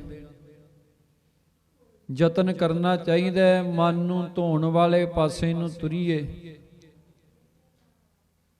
ਗੁਰੂ ਦੇ ਸ਼ਬਦ ਦੇ ਨਾਲ ਮਨ ਦੀ ਜਿਹੜੀ ਮੈਲ ਹੈ, ਮਨ ਕਹਿ ਲੋ, ਮਤ ਕਹਿ ਲੋ, ਧਿਆਨ ਕਹਿ ਲੋ, ਸੁਰਤ ਕਹਿ ਲੋ, ਇੱਕੋ ਹੀ ਗੱਲ ਹੈ। ਗੱਲ ਇੱਕੋ ਹੀ ਹੈ। ਅਸਲ ਦੇ ਵਿੱਚ ਮਨ ਹੈ ਕਿ ਸਾਡੇ ਅੰਦਰ ਦੇ ਜਿਹੋ ਜਿਹੇ ਖਿਆਲ ਨੇ, ਜਿਹੋ ਜਿਹੇ ਫੁਰਨੇ ਨੇ, ਉਹੀ ਮਨ ਹੈ, ਹੋਰ ਕੁਛ ਵੀ ਨਹੀਂ। ਮਨ ਜਿਹੜੇ ਅੰਦਰ ਸਾਡੇ ਦਿਨ ਰਾਤ ਖਿਆਲ ਚੱਲਦੇ ਨੇ, ਫੁਰਨੇ ਚੱਲਦੇ ਨੇ, ਉਹੀ ਮਨ ਹੈ। ਜਿੱਥੇ ਦੁਨਿਆਵੀ ਫੁਰਨੇ ਚੱਲਦੇ ਨੇ, ਦੁਨਿਆਵੀ ਖਿਆਲ ਚੱਲਦੇ ਨੇ, ਤੇ ਜਦੋਂ ਆਪਾਂ ਬਾਣੀ ਦੇ ਨਾਲ ਜੁੜਾਂਗੇ, ਗੁਰੂ ਦੇ ਸ਼ਬਦ ਦੇ ਨਾਲ ਜੁੜਾਂਗੇ, ਤੇ ਪਿਆਰਿਓ ਫਿਰ ਅੰਦਰ ਗੁਰੂ ਦੀ ਯਾਦ ਚੱਲਣ ਲੱਗ ਪਏਗੀ। ਫਿਰ ਸਾਡਾ ਸੰਸਾਰ ਦੇ ਵਿੱਚ ਆਇਆ ਸਫਲ ਹੈ। ਤੇ ਹੌਲੀ ਹੌਲੀ ਪਿਆਰਿਓ ਕੋਈ ਵੀ ਚੀਜ਼ ਹੈ ਉਹ ਮਿਹਨਤ ਤੇ ਡਿਪੈਂਡ ਕਰਦੀ ਹੈ। ਆਪਾਂ ਪਹਿਲਾਂ ਵੀ ਵਿਚਾਰ ਕੀਤੀ ਸੀ 2 ਕੁ ਹਫ਼ਤੇ ਪਹਿਲਾਂ ਕਿ ਦੁਨਿਆਵੀ ਡਿਗਰੀ ਹਾਸਲ ਕਰਨ ਵਾਸਤੇ ਕਿੰਨੇ ਸਾਲ ਪੜ੍ਹਾਈ ਕਰਨੀ ਪੈਂਦੀ ਹੈ, ਦਿਨ ਰਾਤ ਮਿਹਨਤ ਕਰਨੀ ਪੈਂਦੀ ਹੈ, ਜਾਗਣਾ ਪੈਂਦਾ ਹੈ ਰਾਤਾਂ ਨੂੰ, ਤਾਂ ਜਾ ਕੇ ਕੋਈ ਦੁਨਿਆਵੀ ਡਿਗਰੀ ਹੈ। ਡਾਕਟਰ ਦੀ ਕਹਿ ਲਓ, ਇੰਜੀਨੀਅਰਿੰਗ ਦੀ ਕਹਿ ਲਓ, ਕੋਈ ਵੀ ਡਿਗਰੀ ਹੈ ਦੁਨਿਆਵੀ ਡਿਗਰੀ, ਕਿੰਨੇ ਸਾਲ ਨਰਸਰੀ ਤੋਂ ਲੈ ਕੇ ਕਿੰਨੀਆਂ ਕਲਾਸਾਂ ਨੇ, ਫਿਰ ਅੱਗੇ BA MA ਕਿੰਨਾ ਕੁਛ ਕਰਕੇ PhD ਕਰਕੇ ਫਿਰ ਡਾਕਟਰ ਦੀ ਡਿਗਰੀ ਮਿਲਦੀ ਹੈ। ਇਸੇ ਤਰ੍ਹਾਂ ਹੀ ਪਿਆਰਿਓ ਆਪਾਂ ਆਓ ਸਾਧ ਸੰਗਤ ਜੀ ਮਹਾਂਪੁਰਖ ਸਤਿਗੁਰਾਂ ਦੀ ਪਵਿੱਤਰ ਹਜ਼ੂਰੀ ਵਿੱਚ ਪਹੁੰਚ ਗਏ ਨੇ। ਇੱਥੇ ਹੁਣ ਵਿਚਾਰ ਦੀ ਸਮਾਪਤੀ ਹੈ। ਇਹੀ ਬੇਨਤੀ ਆਪ ਸੰਗਤਾਂ ਦੇ ਚਰਨਾਂ ਦੇ ਵਿੱਚ ਕਿ ਗੁਰੂ ਵਾਲੇ ਬਣੀਏ, ਬਾਣੀ ਬਾਣੇ ਦੇ ਧਾਰਨੀ ਹੋਈਏ, ਗੁਰੂ ਵਾਲੇ ਬਣ ਕੇ ਅੰਮ੍ਰਿਤ ਛਕ ਕੇ ਸਿੰਘ ਸੱਜ ਕੇ ਗੁਰੂ ਗੁਰੂ ਜਪ ਕੇ ਆਪਣਾ ਲੋਕ ਤੇ ਪਰਲੋਕ ਸੁਹੇਲਾ ਕਰੀਏ। ਆਓ ਅੰਤ ਦੇ ਵਿੱਚ ਇੱਕ ਧਾਰਨਾ ਪੜ੍ਹ ਕੇ ਸਮਾਪਤੀ ਕਰੀਏ।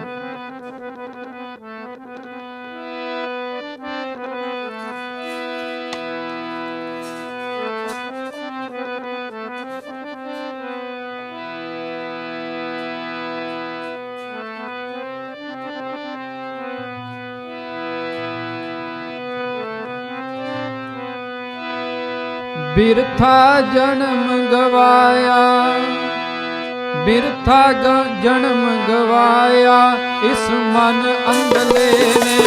ਬਿਰਥਾ ਜਨਮ ਗਵਾਇਆ ਇਸ ਮਨ ਅੰਧਲੇ ਨੇ। ਬਿਰਥਾ ਜਨਮ ਗਵਾਇਆ ਇਸ ਮਨ ਅੰਧਲੇ ਨੇ। ਬਿਰਥਾ ਜਨਮ ਗਵਾਇਆ ਇਸ ਮਨ ਅੰਧਲੇ ਨੇ।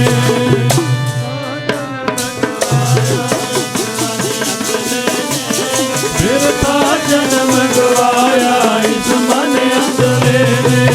ਕੀਤੀ ਨਾ ਕੋਈ ਨੇਕ ਕਮਾਈ, ਕੀਤੀ ਨਾ ਕੋਈ ਨੇਕ ਕਮਾਈ, ਕੀਤੀ ਨਾ ਕੋਈ ਨੇਕ ਕਮਾਈ, ਕੀਤੀ ਨਾ ਕੋਈ ਨੇਕ ਕਮਾਈ, ਕੀਤੀ ਨਾ ਕੋਈ ਨੇਕ ਕਮਾਈ, ਕੀਤੀ ਨਾ ਕੋਈ ਨੇਕ ਕਮਾਈ, ਕੀਤੀ ਨਾ ਕੋਈ ਨੇਕ ਕਮਾਈ, ਕੀਤੀ ਨਾ ਕੋਈ ਨੇਕ ਕਮਾਈ, ਕੀਤੀ ਨਾ ਕੋਈ ਨੇਕ ਕਮਾਈ, ਕੀਤੀ ਨਾ ਕੋਈ ਨੇਕ ਕਮਾਈ, ਨਾ ਕੋਈ ਨੇਕ ਕਮਾਈ। ਵਿੱਚ ਵਿਸ਼ਿਆਂ ਦੇ ਉਮਰ ਲੰਘਾਈ, ਵਿੱਚ ਵਿਸ਼ਿਆਂ ਦੇ ਉਮਰ ਲੰਘਾਈ, ਖੁਸ਼ੀਆਂ ਦੇ ਉਮਰ ਲਗਾਈ, ਖੁਸ਼ੀਆਂ ਦੇ ਉਮਰ ਲਗਾਈ, ਖੁਸ਼ੀਆਂ ਦੇ ਉਮਰ ਲਗਾਈ। ਸਤ ਸੰਗ ਮਨੋ ਮਨ ਅੰਧਲੇ ਨੇ। ਬਿਰਥਾ ਜਨਮ ਗਵਾਇਆ ਇਸ ਮਨ ਅੰਧਲੇ ਨੇ। ਜਨਮ ਗਵਾਇਆ ਇਸ ਮਨ ਅੰਧਲੇ ਨੇ। ਬਿਰਥਾ ਜਨਮ ਗਵਾਇਆ ਇਸ ਮਨ ਅੰਧਲੇ ਨੇ।